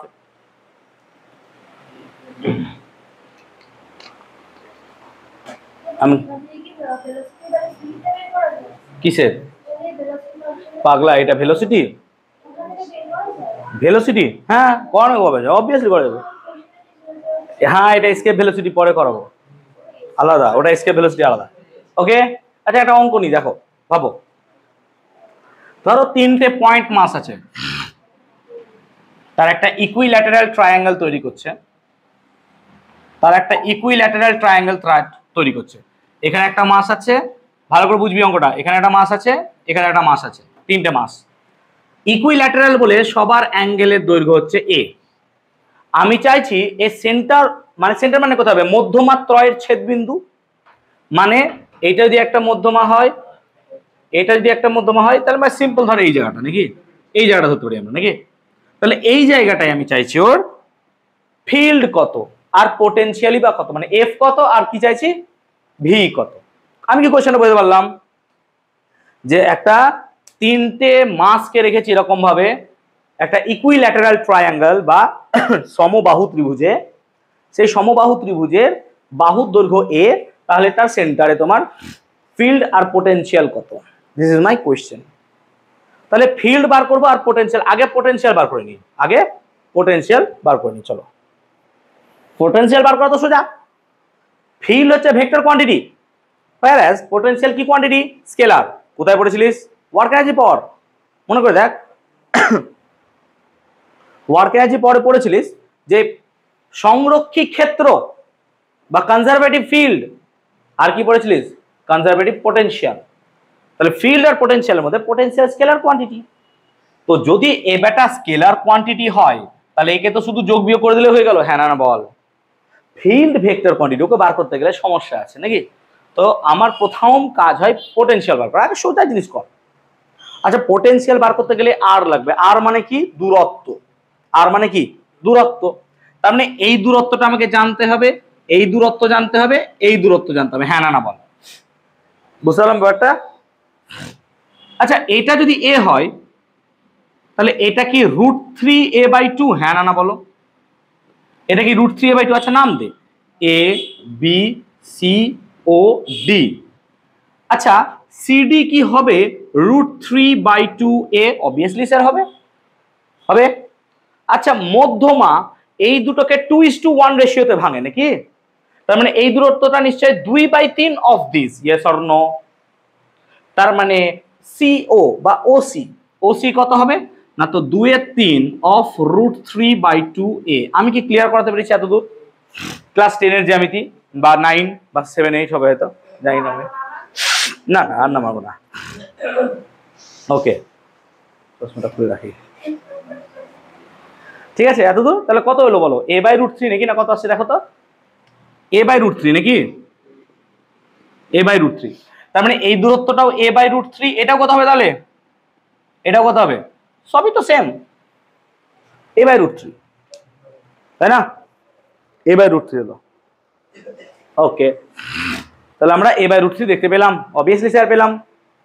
এখন আমি এখান থেকে দূরত্ব যদি পেয়ে যাই, পোটেনশিয়াল বার করা তো ইজি স্যার। কেন, ভি মানে কত -gm/r, এদের প্রত্যেকটার মাস কত m, প্রত্যেকটার মাস m m m।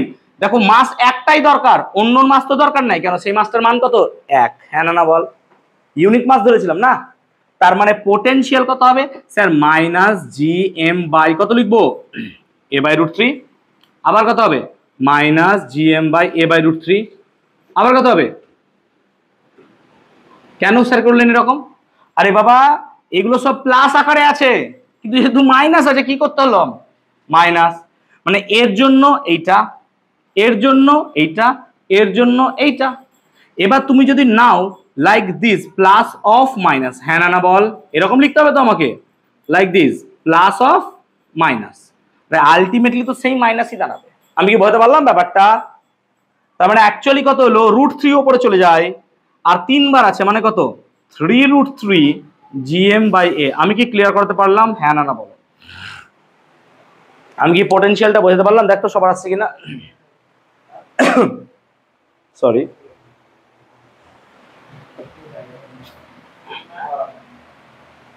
ক্লিয়ার করতে পেরেছি সবাইকে? তার মানে পোটেনশিয়ালটা এলো সামহাও আমার এটা। আচ্ছা, পোটেনশিয়াল যদি চলে আসে আমি এফ বার করতে পারবো। এই প্রসেস এখন শেখাচ্ছি না, আমরা নর্মাল শেখাচ্ছি। হ্যাঁ, আগে নর্মালটা শিখে নিই, তারপর ওটা দিয়ে বার করা যাবে, অসুবিধা নাই। আগে এই প্রসেসটা শিখে নিই। আচ্ছা, পোটেনশিয়াল তো বার করে নিলাম স্যার, এবার কি বার করতে হবে আমাদেরকে? ফিল্ড। এবার ফিল্ড বার করতে হবে। এবার ফিল্ডের তো ডাইরেকশন হবে ভাই, ফিল্ডের তো ডাইরেকশন হবে। কেন? দেখো দেখো ভালো, দেখো এই মাছটা ওকে এই দিকে টানবে, হ্যাঁ না বল। আবার এই মাছটা কি করবে? এই দিকে টানবে। আর এই মাছ কি করবে? এই দিকে টানবে। তিনটেই টানুক, তিনটের মান কি সমান হবে? ইয়েস, অবভিয়াসলি ইকুইল্যাটারাল তো। তার মানে ফর্মুলা আমার ছিল এফ সমান জি এম বাই কত আর স্কোয়ার। তার মানে যদি আমি একটার বার করতে চাই, একটা ধরো এটার বার করতে চাই এটা, তাহলে আমি ওটাকে এফ এ লিখছি। ধরো এফ এ পয়েন্টের জন্য F A, sorry small F A নাকি স্মল এফ এ, তাহলে কত হবে না তো sir GM by R square. GM by r মানে কত sir? A by √3 whole square. তার মানে কত হবে অ্যাকচুয়ালি? A square by 3। আমি কি ক্লিয়ার কথা বললাম? আচ্ছা, ভেঙে লিখছি, অসুবিধা নাই।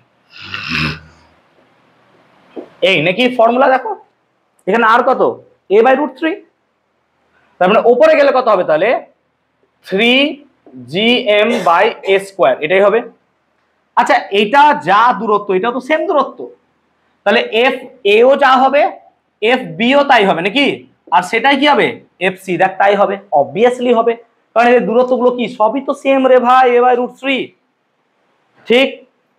এবার খেলাটা এই জায়গাটায় যে একটা ফোর্স বা ফিল্ড এদিকে কাজ করছে, একটা ফিল্ড এদিকে কাজ করছে, তাহলে এদের লব্ধি বার করতে হবে। Yes or no? অবভিয়াসলি। আচ্ছা, এদের লব্ধি বার করবো, তাহলে এই দিক বরাবর কাজ করবে, হ্যাঁ না বল। আচ্ছা, এই দিক বরাবর লব্ধি কাজ করবো ধরছি কেন? অবভিয়াসলি বুঝতে পারছো, প্যারালেলোগ্রাম নাকি? আমি যদি প্যারালেলোগ্রাম না বার করে কম্পোনেন্টে ভেঙে নি, হবে? কম্পোনেন্টে ভাঙতে পারবো? অবভিয়াসলি পারবো। তার মানে এটা যদি এফ এ হয়, এফ এর এখন দুটো কম্পোনেন্ট পাবো, একটা এই দিক বরাবর পাবো আর একটা কোন দিক বরাবর পাবো? এই দিক। আমি কি ক্লিয়ার? কম্পোনেন্টে ভাঙতে জানো তো বাবা? Obviously sir. এবার তুমি বলো, এই পুরোটা 60, এই পুরোটা 60 তো, তাহলে এইটুকু কত? 30 নাকি? সমানভাবে ভাঙবে। আর এটা কত? 90, তাহলে এটা অ্যাকচুয়ালি কত হবে? 60 নাকি? বুঝতে পারলাম ব্যাপারটা? তার মানে এই দিক বরাবর কাজ করছে F A cos 60, yes or no? তার মানে এই দিক বরাবর কাজ করছে এফ এ cos 60, তাহলে এফ এ cos 60 যদি এইদিকে কাজ করে, এইদিকে তো এটারও কাজ করবে নাকি? হ্যাঁ না বলো? F B cos 60, yes or no? F B cos 60। আর দেখো সাইন দুটো পার্ট পরস্পরকে কি করবে? ক্যান্সেল করে দেবে, হ্যাঁ না বল? দেখ অপোজিটে আছে। তোর যদি মনে হয় কম্পোনেন্টে স্যার গন্ডগোল হলো, তাহলে তুমি কি ইউজ করতে পারো? Parallelogram theory. ফর্মুলা কি ছিল? F A square plus F B square plus 2f F B. এই কোণটা কত হবে? 120 ডিগ্রি নাকি রে? হ্যাঁ না বল? 120 হবে। 2a F F B cos 120 degree, তাতেও বেরোবে। আমি কেন করতে যাবো ভাই যখন এটা জানি? আমি কি ক্লিয়ার করতে পারলাম? তার মানে এইদিকে এখন এই মালটা কাজ করছে। এটার মান কত? আমি ধরে নিলাম এটার মান হচ্ছে এফ, এটা ধরে নিলাম এফ। আচ্ছা, এফ এ মানেই তো এফ বি, হ্যাঁ না বল? এফ এ মানেই তো এফ বি, তাহলে এফ এ মানে এফ বি যদি হয়, তার মানে অ্যাকচুয়ালি এফ এ cos 60 মান কত হয়? হাফ। তাহলে এফ এ বাই 2, আর এটাও কত? এফ এ, এটাও তো এফ এ, এটাও তো F A, plus F A by 2। কেন? এফ বি মানেই তো এফ এ। দেখ এফ বি মানে কি? এফ এ। তার মানে অ্যাকচুয়ালি এফ মানে কত হলো? অ্যাকচুয়ালি কত হলো? এফ মানে এফ এ। তার মানে সরি, এইদিকে কাজ করছে আমার এফ এ, হ্যাঁ না বল? এদিকে কি কাজ করছে? এফ এ। আর এইদিকে কাজ করছে এফ সি। আবার এফ এ এফ সিও তো সমান, তার মানে এইদিকে যা কাজ করছে এদিকেও সেম কাজ করছে, তাহলে টোটাল ফিল্ড কত হবে? আমি কি বোঝাতে পারলাম? আমি কি বোঝাতে পারলাম? আমি কি বোঝাতে পারলাম? এদিকে কি কাজ করছে? এফ এ। আর এফ এর মান এফ সির মান সমান। এদিকে কি কাজ করছে? F C. এইটা এটা সমান আর বিপরীত, জিরো। এটা কি ক্লিয়ার? এত করতেই হবে না, দেখো নিয়ম। এবার ফান্ডা দেখ, পোটেনশিয়াল কত পেয়েছিস? 3√3 gm/a। এটা অ্যাকচুয়াল, পরীক্ষা না করে কেটে দেবে স্যাররা। এবার আমি তোকে ট্রিক্স দেখাচ্ছি, দেখ। ফিল্ড মানে কি পড়েছিলাম? মাইনাস ডিভিডিআর নাকি? ডিভিডিআর। এখানে 3√3 gm/a, 3√3 gm/a। এখানে ভ্যারিয়েবল কিছু আছে? আচ্ছা, এ বাহুর দৈর্ঘ্য কনস্ট্যান্ট, তো এম কনস্ট্যান্ট, জি3 সব কনস্ট্যান্ট, ডেরিভেটিভ কত হবে? চল, ফিল্ড 0 হয়ে গেল। মজা লাগলো না? বলেছিলাম তো কর্নার পথ দেখাবো যে কত সহজ হয়। সো একটা কথা মাথায় রাখবি, অ্যাডভান্সের জন্য বলছি, যারা অ্যাডভান্সে বসবি, যখনই গ্র্যাভিটেশনে ফিল্ড বার করতে দেবে, তোর প্রথম টার্গেট হবে পোটেনশিয়াল বার করা, তারপর তুই ডেরিভেটিভ পড়লে বাস, তোর খেলা শেষ। তুই যদি ডাইরেক্ট ফিল্ড বার করতে যাস, কত খাটতে হচ্ছে দেখছিস, তো সোজা জিনিস দিলাম আমি, আরো কত কঠিন কঠিন জিনিস আছে। তাহলে প্রথম কাজই হবে তোর কি বার করা? ফিল্ড, এই পোটেনশিয়াল বার করা, তারপর তুই ডেরিভেটিভ পড়লে বাস, তো খেলা শেষ। এটা শুধু গ্র্যাভিটেশনের ক্ষেত্রে নয়, আমরা এটা ইলেকট্রোস্ট্যাটিক্স এর ক্ষেত্রেও দেখাবো, এটা আমরা ম্যাগনেটোস্ট্যাটিক্স এর ক্ষেত্রেও দেখাবো। আমি কি ক্লিয়ার করতে পারলাম? আশা করি এবার ভালো লেগে গেছে, যে না এবার ঠিক আছে স্যার। তো তুমি যদি এটা করো, হয়তো স্যার দেখে পাগল হয়ে যাবে যে কি করেছে মেয়েটা, শুধু শুধু কেটে 0 করে দিয়েছে, দরকার কি ভাই? তো অসুবিধা নাই, তুমি পুরোটাই করবে, সবই তো জানছো। হ্যাঁ, এইটা কিন্তু মাথায় রাখো। কেন? এটা এমসিকিউ এর জন্য, এটা এমসিকিউ এর জন্য মাথায় রাখবো। এটা ট্রিক্স গুলো তো আমাকে মাথায় রাখতে হবে না ভাই, ট্রিক্স গুলো তো মাথায় রাখতে হবে। আমি কি ক্লিয়ার করতে পারলাম, বুঝতে পারলাম? ওকে, এবার আসবো অভিকর্ষজ ত্বরণ বা অ্যাক্সেলারেশন ডিউ টু গ্র্যাভিটি। ওকে, অঙ্কটা কি ক্লিয়ার হয়েছে সবার? কোনো জায়গায় সমস্যা? গ্র্যাভিটেশন পড়তে বুঝতে পারছিস? ভালো লাগছে গ্র্যাভিটেশন? আশা করছি আগের চ্যাপ্টারগুলোর থেকে গ্র্যাভিটেশন অনেক বেটার, অনেক বেটার আমার মনে হয়। এখন জানি না তোদের কেমন লাগছে, বাট আই গেস অনেকটা বেটার গ্র্যাভিটেশন। ঠিক আছে, চলো দেখো, তাহলে আমরা আলোচনা করব, বলছিলাম অ্যাক্সেলারেশন ডিউ টু গ্র্যাভিটি। দেখো প্লিজ, সরি এত কাশি হয়েছে না, যারা ইউটিউবে দেখবে তারা খালি আমার কাশির আওয়াজই পাবে। আমরা তাহলে আলোচনা করব অ্যাক্সেলারেশন ডিউ টু গ্র্যাভিটি। এই প্লিজ কনসেন্ট্রেট হিয়ার। দেখো, ধরো এটা পৃথিবী, ছোট পৃথিবী, অসুবিধা নাই। এবার এই পৃথিবীর রেডিয়াস কত? না তো স্যার পৃথিবীর রেডিয়াস তো আর, পৃথিবীর রেডিয়াস আর, আর এখানে একটা ছোট্ট বডি ধরো বসে আছে। এবার পৃথিবী যেহেতু একটা সিমেট্রিক বডি, আর আমি তাকে বলতে পারি একটা গোলক, তাহলে তার সেন্টারে সমস্ত মাস জমা আছে, আমি এটা ধরে নিতে পারি। তার মানে পৃথিবীর সমস্ত মাস এখানে আছে, আর ধরে নাও সেই বডিটার মাস হচ্ছে স্মল এম। ঠিক তো? এতদূর পর্যন্ত ক্লিয়ার? তাহলে নিশ্চয় পৃথিবী ওকে টানবে, ও পৃথিবীকে টানছে, এটা ট্রু। ও পৃথিবীকে টানছে, আমি পৃথিবীকে আকর্ষণ করছি, আমার এটা গর্ব করা উচিত যে পৃথিবী আমাকে টানছে, আমিও পৃথিবীকে টানছি। ঠিক আছে, কিন্তু আমার টানা ওর টানার মধ্যে একটু পার্থক্য আছে, পরে বোঝাচ্ছি।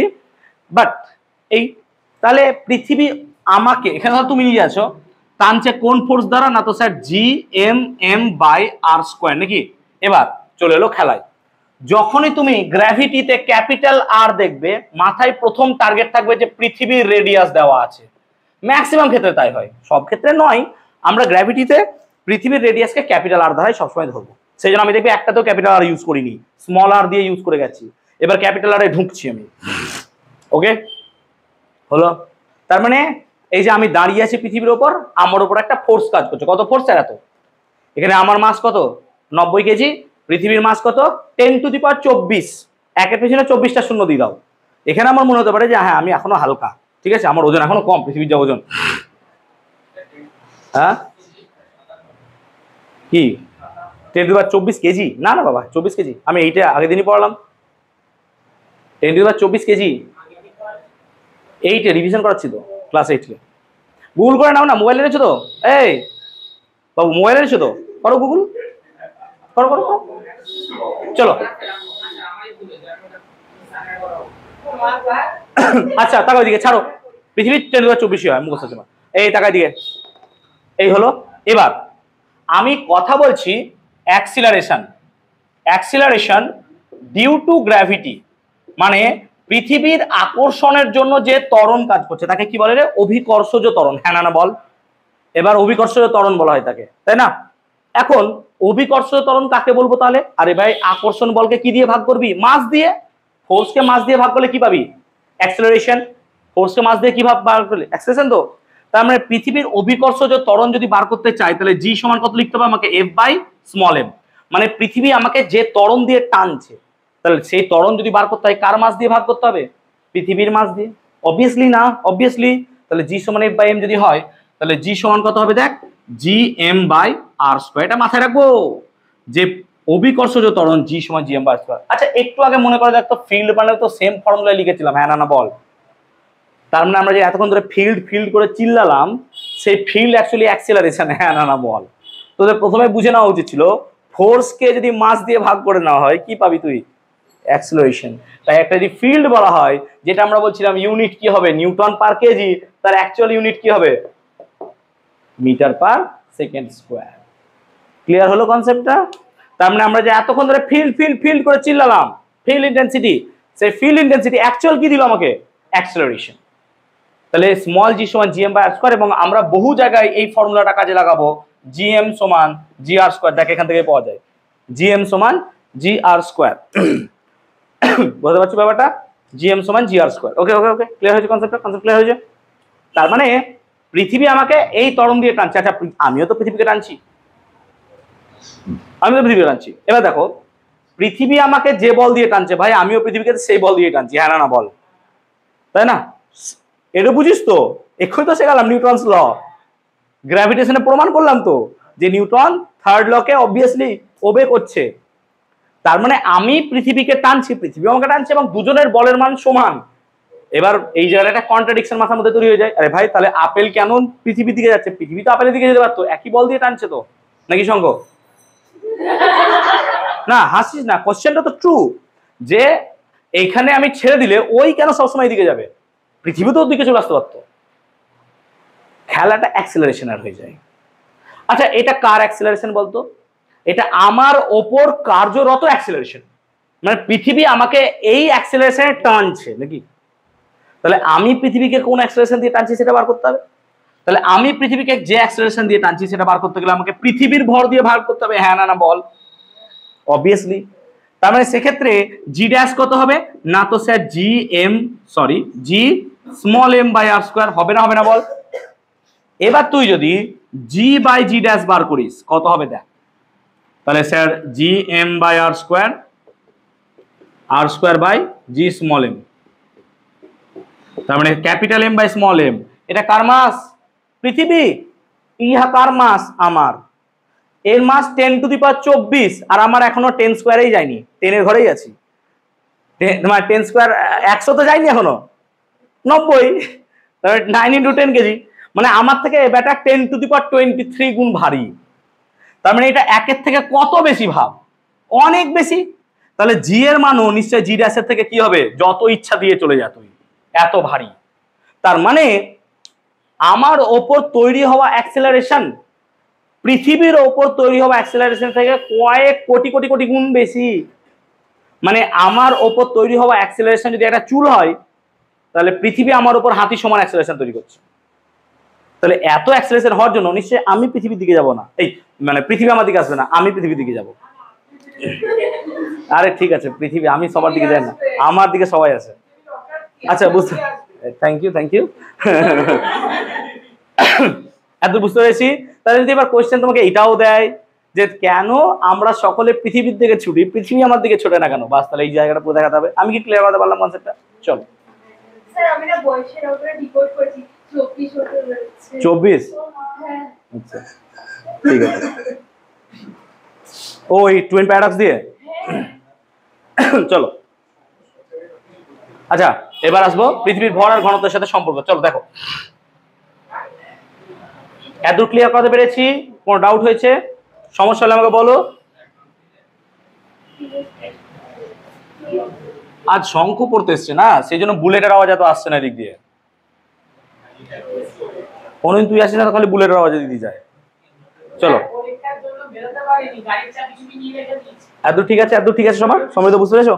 এত ঠিক আছে সবার? আচ্ছা এদিকে রাখো প্লিজ প্লিজ, এই কনসেন্ট্রেট। আচ্ছা আমরা এক্ষুনি দেখলাম স্মল জি মানে কত হচ্ছে জিএম বাই আর স্কোয়ার, হ্যাঁ না বল।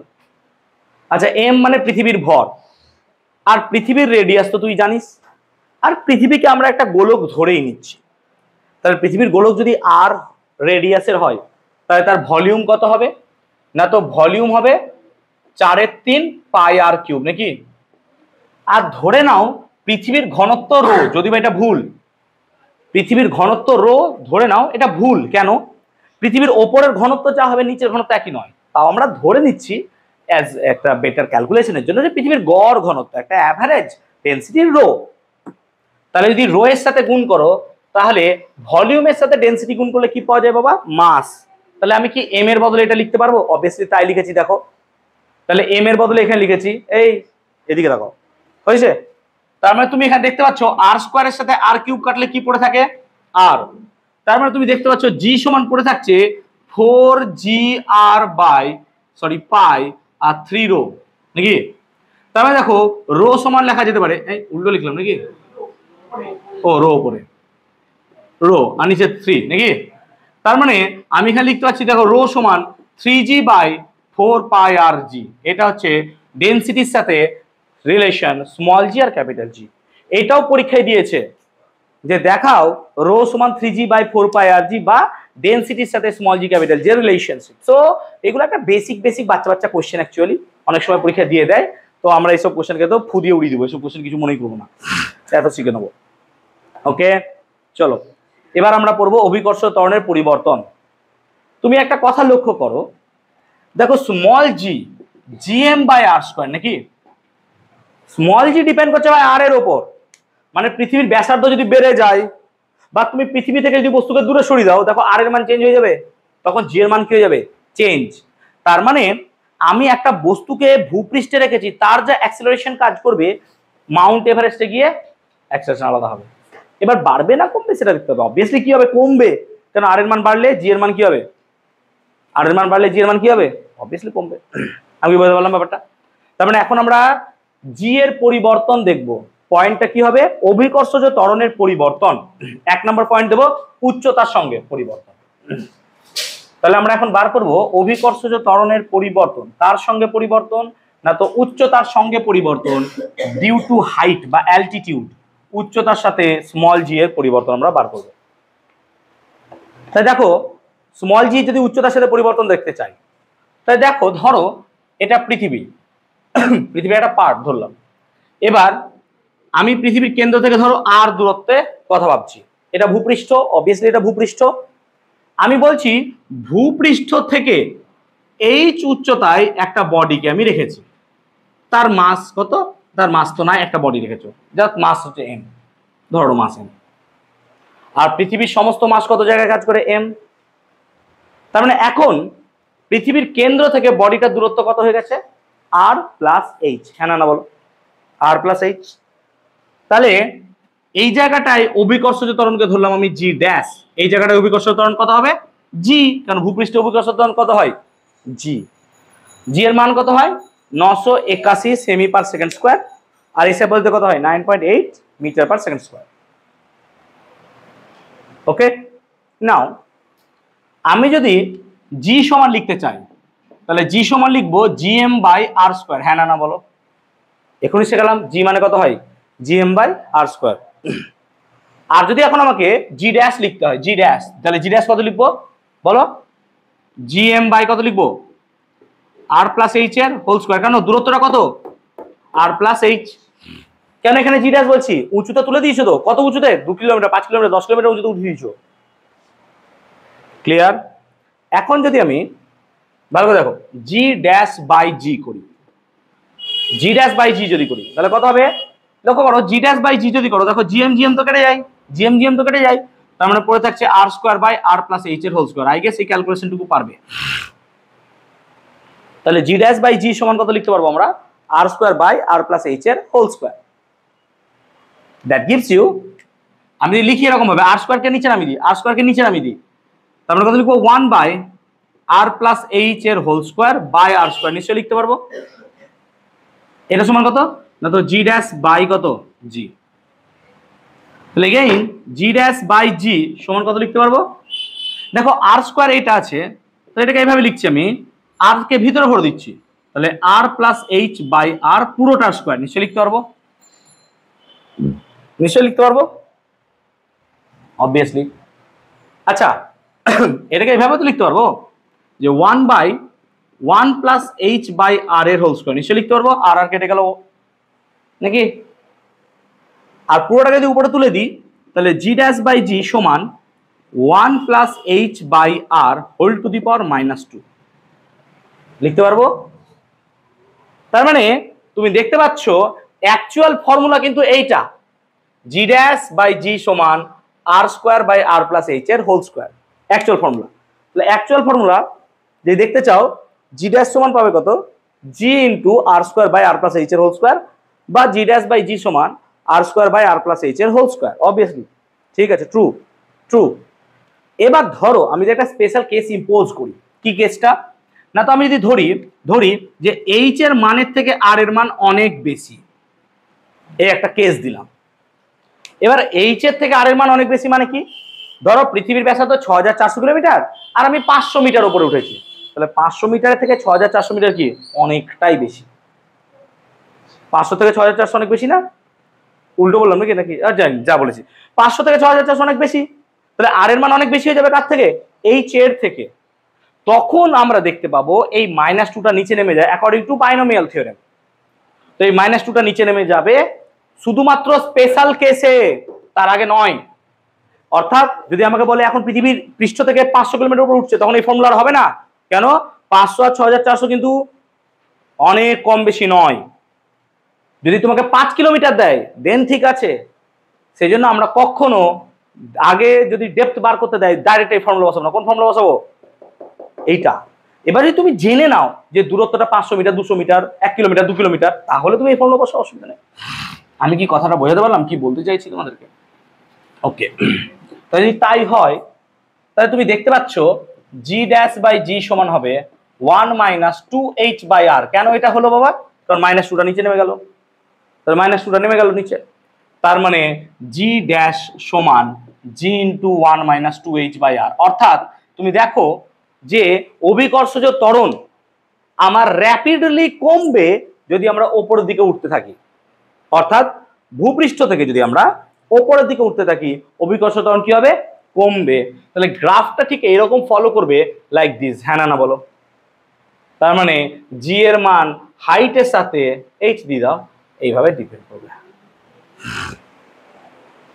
ক্লিয়ার, ক্লিয়ার হয়েছে কনসেপ্টটা? তাহলে উচ্চতা বাড়ার সাথে সাথে আমার কি হচ্ছে, পৃথিবীর অভিকর্ষজ ত্বরণের মান কমছে। ফর্মুলা এইটা, এটা কিন্তু স্পেশাল, এটা কিন্তু স্পেশাল কেস বললাম আমি, ফর্মুলা অ্যাকচুয়াল কিন্তু এটা। তাই মাথা গোলাবে না যে এটা স্পেশাল কেস কখন, যখন এইচ এর মান আর এর থেকে কি হবে অনেক ছোট বা কম, আর এর মান অনেক বেশি এইচ এর তুলনায়। কিন্তু যদি আর এর মান কম্পারেবল টু এইচ হয় বা এইচ এর মান কম্পারেবল টু আর হয়, তখন কিন্তু দিস ফর্মুলা, নট দিস। ওকে, তাহলে আমরা প্রথমে বোঝালাম উচ্চতা বাড়ার সাথে সাথে। তাহলে অ্যাকচুয়ালি বুঝতে পারছো, এই তো রে বাবা, -2 এখানে নেমে গেলে কি হবে, বললাম না এইচ এর মান যদি আর এর থেকে কম হয় বাইনোমিয়াল থিওরেম অনুযায়ী -2টা এখানে নেমে যাবে। বাইনোমিয়াল থিওরেম হয়নি অঙ্কে, হয়নি, একটু মনে রাখ, -2টা এখানে নেমে যায়। ঠিক আছে, ওকে, বুঝতে পারলাম। আচ্ছা, উচ্চতা বাড়লে অভিকর্ষ ত্বরণের মান কি হচ্ছে, অ্যাকচুয়ালি কমছে। তার মানে আমি ভূপৃষ্ঠ থেকে যত ওপরে উঠবো অভিকর্ষ ত্বরণের মান কি হবে, তত আমার কমবে। তাহলে লজিক্যালি যত আমি ভূপৃষ্ঠ থেকে নিচে নামবো অভিকর্ষ ত্বরণের মান কি হওয়া উচিত, বাড়া উচিত না, কমবে। সেটাও দেখি কেন। ঠিক আছে, আচ্ছা, যত ভূপৃষ্ঠ থেকে আমি নিচের দিকে যাব পৃথিবীর মাস কমবে না বাড়বে, এটা বলতো? কমবে। তো যদি মাস কমে গ্র্যাভিটি কি হবে, এবার লজিক বুঝতে পারছি? আমরা বেসিকটুকুই বুঝতে পারছি না এখনো পর্যন্ত, নাহলে এই গন্ডগোল হয় না রাজশ্রী। আমরা বারবার একটা কথা কি বললাম, যে গ্র্যাভিটি মানে মাস, তোমার মাস চেঞ্জ হচ্ছে মানে গ্র্যাভিটি চেঞ্জ হবে, সিম্পল। ডিপেন্ড করবে আর এর ওপরও, আর এর ওপরও। এবার ভূপৃষ্ঠ থেকে যত তুমি নিচে নামছো আর এর মান আস্তে আস্তে কি হচ্ছে, বাড়ছে। তুমি বলবে না স্যার ব্যাসার্ধ কমছে, আরে পাগলা, তুই যত নিচে নামবি এইচ এর মান কি হচ্ছে আস্তে আস্তে বাড়ছে না, এইচ এর মান তো বাড়ছে, এইচ এর মান বাড়ছে, তার মানে তার মাসও চেঞ্জ হচ্ছে আরও চেঞ্জ হচ্ছে। দেখ উদাহরণটা দেখ, ধর এটা হচ্ছে একটা পৃথিবী, একটা ছোট্ট অংশ, তার রেডিয়াস কত, না তো স্যার আর ছিল তার রেডিয়াস, ওকে আর রেডিয়াস। এইটা ভূপৃষ্ঠে আছি আমরা, এখন ভূপৃষ্ঠে আছি, তাহলে এখন যদি ভূপৃষ্ঠে থাকি তাহলে জি কত হবে, G M by R square, নিশ্চয়ই এটাই হবে। এত তাই শেখালাম বাবা, যে যতক্ষণ ভূপৃষ্ঠে থাকবো স্মল জি কত হবে, G M by R square. এবার আমরা কি করছি, নিচে নামছি ভাই, এবার নিচে নামছো, নামো নিচে, নামতে নামতে নামতে এত দূরে এলে, ওই ডট পয়েন্টে এলে।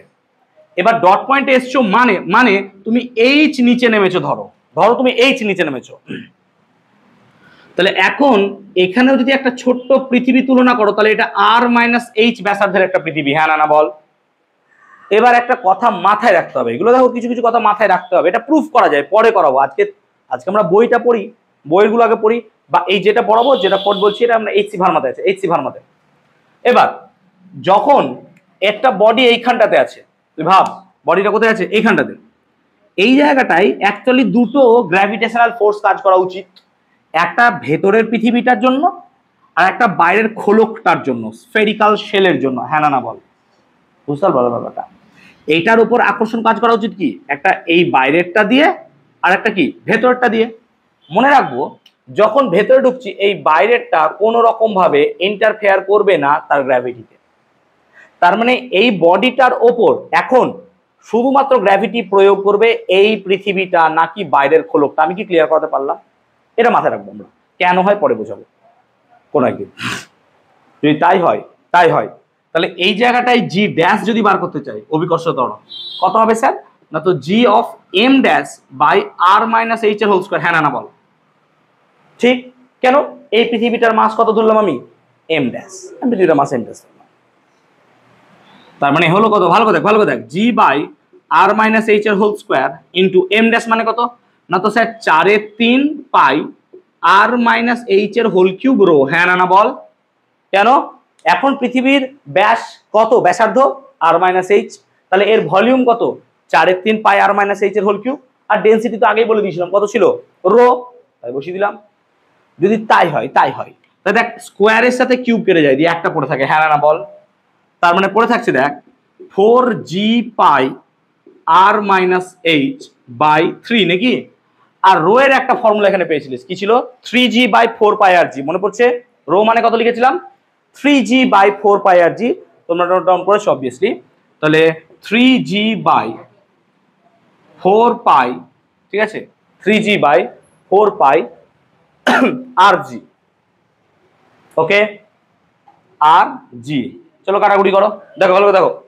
আচ্ছা 4g পাই, আমি দেখতে পাচ্ছি 4 পাই জি কেটে যাচ্ছে, আর 3 কেটে যাচ্ছে, তার মানে জি ড্যাশ সমান পড়ে থাকছে দেখ জি, এইটা জি, আর আর মাইনাস এইচ বাই আর, তাহলে আর মাইনাস এইচ বাই আর মানে কি, আমি এটা 1 মাইনাস এইচ বাই আর লিখতে পারবো, হ্যাঁ না বল। এটা আর মাইনাস এইচ বাই আর, এটাকে লিখছি 1 মাইনাস এইচ বাই আর, তাহলে এইটাই তো ফর্মুলা নাকি যেটা চাইছিলাম আমরা। তার মানে এর কোনো স্পেশাল কেস নাই, যত নিচে নামবা এইভাবে কমবে। আচ্ছা তুই বল, আমি নামতে নামতে নামতে নামতে নামতে নামতে এইখান চলে এলাম, তাহলে এইচ এর মান কত হয়ে যাবে অ্যাকচুয়ালি আর, তাহলে জি ড্যাশ কত হয়ে যাবে 0। সেই জন্য ছোটবেলায় পড়েছিলিস পৃথিবীর কেন্দ্রে কোন বস্তুর ওজন কত হয়, 0। কেন ওজন 0 হয়, জি এর মান কত 0, পৃথিবীর কেন্দ্রে কোনো অভিকর্ষ ত্বরণই নাই। আমি কি ক্লিয়ার করতে পারলাম ব্যাপারটা, যে পৃথিবীর কেন্দ্রে গেলে তুমি দেখতে পাচ্ছ এইচ এর মান আস্তে আস্তে কি হচ্ছে, আর হয়ে যাচ্ছে, হ্যাঁ না বল, সেই জন্য জি 0 হয়ে যাচ্ছে। সো ফাইনাল ফর্মুলা আমার মাথায় রাখবো, জি ড্যাশ সমান g into 1 minus H by আর। আমি কি ক্লিয়ার করতে পারলাম ব্যাপারটা, তার মানে জি ড্যাশ সমান g into 1 minus H by আর। তাই দুটো ফর্মুলা আমরা এখনো পর্যন্ত পেলাম। কি ফর্মুলা, একটা ফর্মুলা পেলাম যে উচ্চতার সাথে সাথে কি পেলাম, না তো স্যার জি ড্যাশ সমান g into 1 minus 2h by r, r g dash সমান g into 1 minus H by r. আচ্ছা উভয় ক্ষেত্রে যদি অভিকর্ষজ ত্বরণের পরিবর্তন দেখি, আমি কি বললাম কথাটা, অভিকর্ষজ ত্বরণের পরিবর্তন, তাহলে এখানে আমাকে বার করতে হবে জি ড্যাশ মাইনাস জি। ভালো করে দেখ, আমি ট্রিক্স বলছি, জি ড্যাশ মাইনাস জি, তাহলে জি ড্যাশ মাইনাস জি সমান কত হবে, মাইনাস 2h জি বাই আর, হ্যাঁ না বলতো একবার দেখ। আর এখানে যদি করিস তাহলে জি ড্যাশ মাইনাস জি সমান মাইনাস এইচ জি বাই আর। বলতো একই উচ্চতাতে, একই উচ্চতার গভীরতায় কোথায় অভিকর্ষ ত্বরণ বেশি কমবে? এখানে নাকি দুগুণ দেখ, বুঝতে পারলাম? তার মানে ভালো কথা, ভালো কথা, 1 কিলোমিটার ওপরে উঠলাম,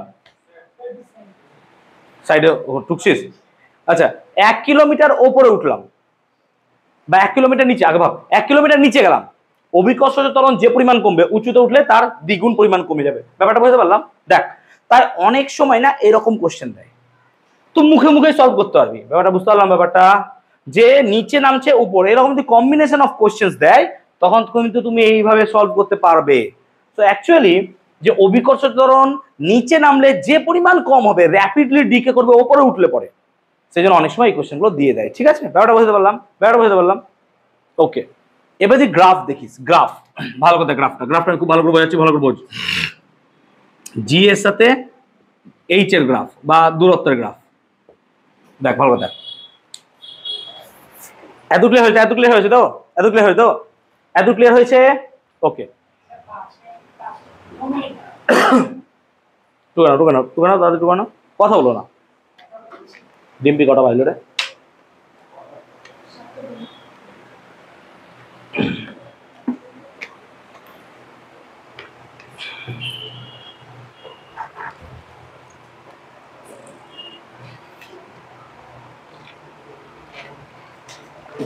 আজকে আর কেপলার শুরু করলো না, কেপলারটা নেক্সট করাবো।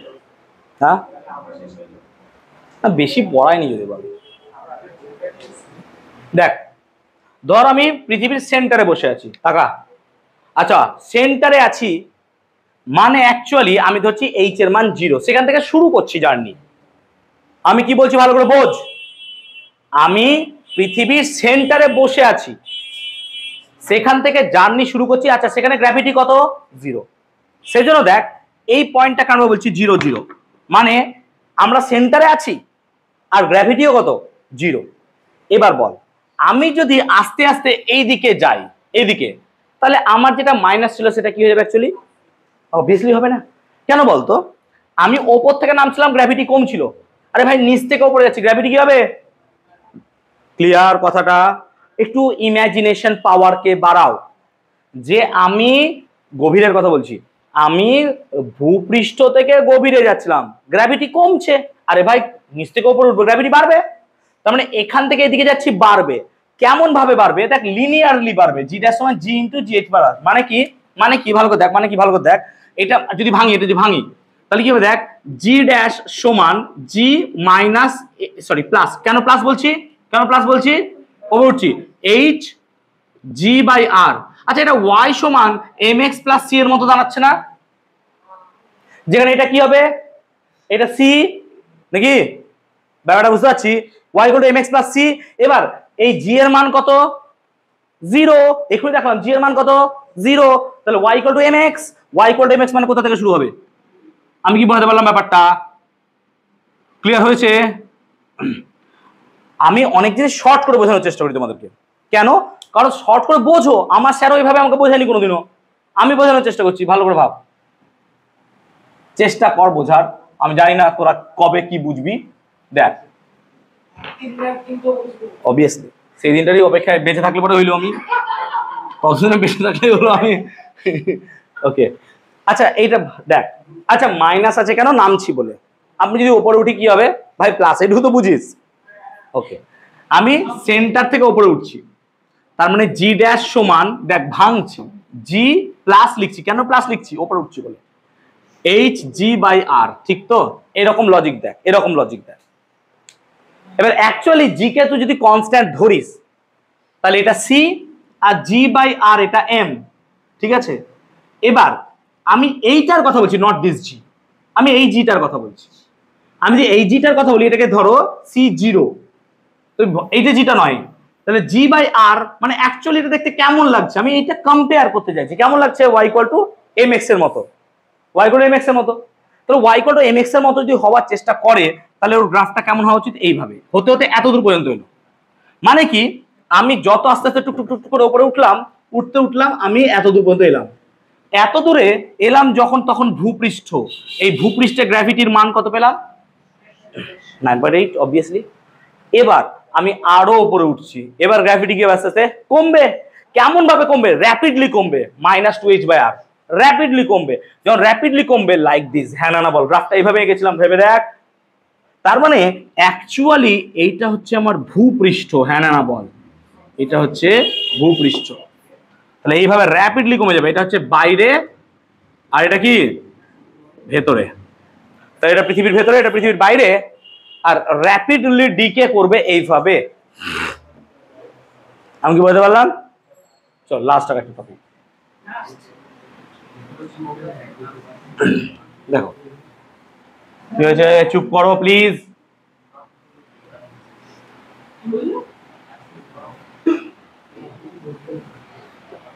সরি। এবার পৃথিবীর ঘূর্ণনের জন্য অভিকর্ষ ত্বরণের পরিবর্তন, এটা আমরা পড়েছিলাম বৃত্তীয় গতিতে, তাই আমি পড়াবো না, জাস্ট আমি মনে করিয়ে দিচ্ছি। ভাবতো কি ছিল, এরকম একটা পৃথিবী ছিল, পৃথিবীর সেন্টার থেকে একটা বডি আর দূরত্বে ছিল।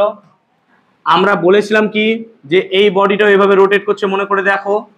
এর জন্য এইদিকে একটা অপকেন্দ্র বল কি কাজ করছিল, m⍵²r, মনে পড়ছে? এটা পৃথিবীর ধরে নিলাম আমি অক্ষাংশ গোলার্ধ, তাহলে এটা থিটা হলে এটাও কি ছিল থিটা, মনে পড়ছে? আর এটা ছিল স্মল আর, মনে পড়ছে না? সার্কুলার মোশনে পড়েছিলিস। এই m⍵²r এর একটা কম্পোনেন্ট থিটা এদিকে লিখেছিলাম, কি লিখেছিলাম? m⍵²r cos theta. এবার দেখ পৃথিবী, এটা বুঝতে পারলাম তো, এভাবে ঘুরছে আর ব্যাসার্ধ। এবার পৃথিবী ওকে টানছে এই বরাবর, হ্যাঁ না বল, আর এইদিকে একটা বল কাজ করছে। তার মানে লব্ধি কত হবে? লব্ধি mg dash should be equal two কত? mg minus m⍵²r cos theta. আমি কি ঠিক বোঝাতে পারলাম ব্যাপারটা? তাই তো হওয়া উচিত। এবার দেখ যদি এটা বেশি হতো তাহলে আমরা ছিটকে পালিয়ে যেতাম, কিন্তু পালাচ্ছি না তো, তাহলে নিশ্চয়ই এটা বড়, এটা থেকে এটাই বাদ দিতে হবে। বুঝতে পারলাম ব্যাপারটা? ক্লিয়ার হয়েছে কনসেপ্টটা? ওকে, আমি সব জায়গা থেকে এম বাদ দিয়ে দিই, তার মানে দেখ পড়ে থাকছে জি ড্যাশ সমান জি মাইনাস ω²r। এবার আর মানে কি? দেখ এইটা তো আর, এইটা আর, এইটা থিটা, এইটা থিটা, তাহলে স্মল আর মানে দেখ আর কস থিটা হয় নাকি? কস থিটা মানে কত? ভূমি বাই অতি, small R by capital R. তার মানে ω²r cos² থিটা। তাহলে দেখ থিটার যদি পরিবর্তন হয় তাহলে জি এর পরিবর্তন হবে। ফর এক্সাম্পল পড়িয়েছিলাম বিষুব রেখা বা ইকুয়েটরে থিটার ভ্যালু কত হয়? 0, তাই জি ড্যাশ কত হবে? তাহলে at theta equal to 0 degree G dash কত হবে? তাহলে জি মাইনাস ω²r। কেন? cos 0 এর মান কত? 1। অর্থাৎ বিষুব রেখায় কোনো একটা বস্তুর জি বা অভিকর্ষ ত্বরণের পরিবর্তন বা হ্রাস, হ্রাস তো সবচেয়ে বেশি, সবচেয়ে বেশি।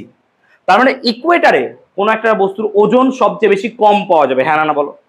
এবার চলে যাও পোল, পোল গেলে থিটা কত হবে? কে 180 বলি রে? পোল গেলে থিটা কত হবে? 90। এইটা ইকুয়েটর বেটা, এটা পোল, থিটা 90। তার মানে জি ড্যাশ সমান কত হবে? G minus ω²r cos 90। cos 90 value কত? 0, জি মাইনাস 0। সেজন্য আমরা বলি কোন বস্তুর অ্যাকচুয়াল ওজন কোথায় গিয়ে পাওয়া যাবে? পোল বা মেরুতে। তবে তুমি এখানে দেখতে পাচ্ছ ল্যাটিটিউড বা অ্যাকচুয়ালি আমাদের অক্ষাংশের যদি পরিবর্তন হয় তাহলে অবভিয়াসলি আমরা দেখতে পাচ্ছি এখানে কি হচ্ছে? গ্র্যাভিটি বা স্মল জি এরও পরিবর্তন হচ্ছে, অবভিয়াসলি হচ্ছে। তার মানে স্মল জি এরও পরিবর্তন হচ্ছে। তার মানে কোনো একটা ব্যক্তি পোল থেকে যদি আস্তে আস্তে ইকুয়েটরের দিকে যায় তাহলে পরে কি হবে? তার ওজন আস্তে আস্তে কমবে। আবার যদি ইকুয়েটর থেকে পোলে যায় বাড়বে।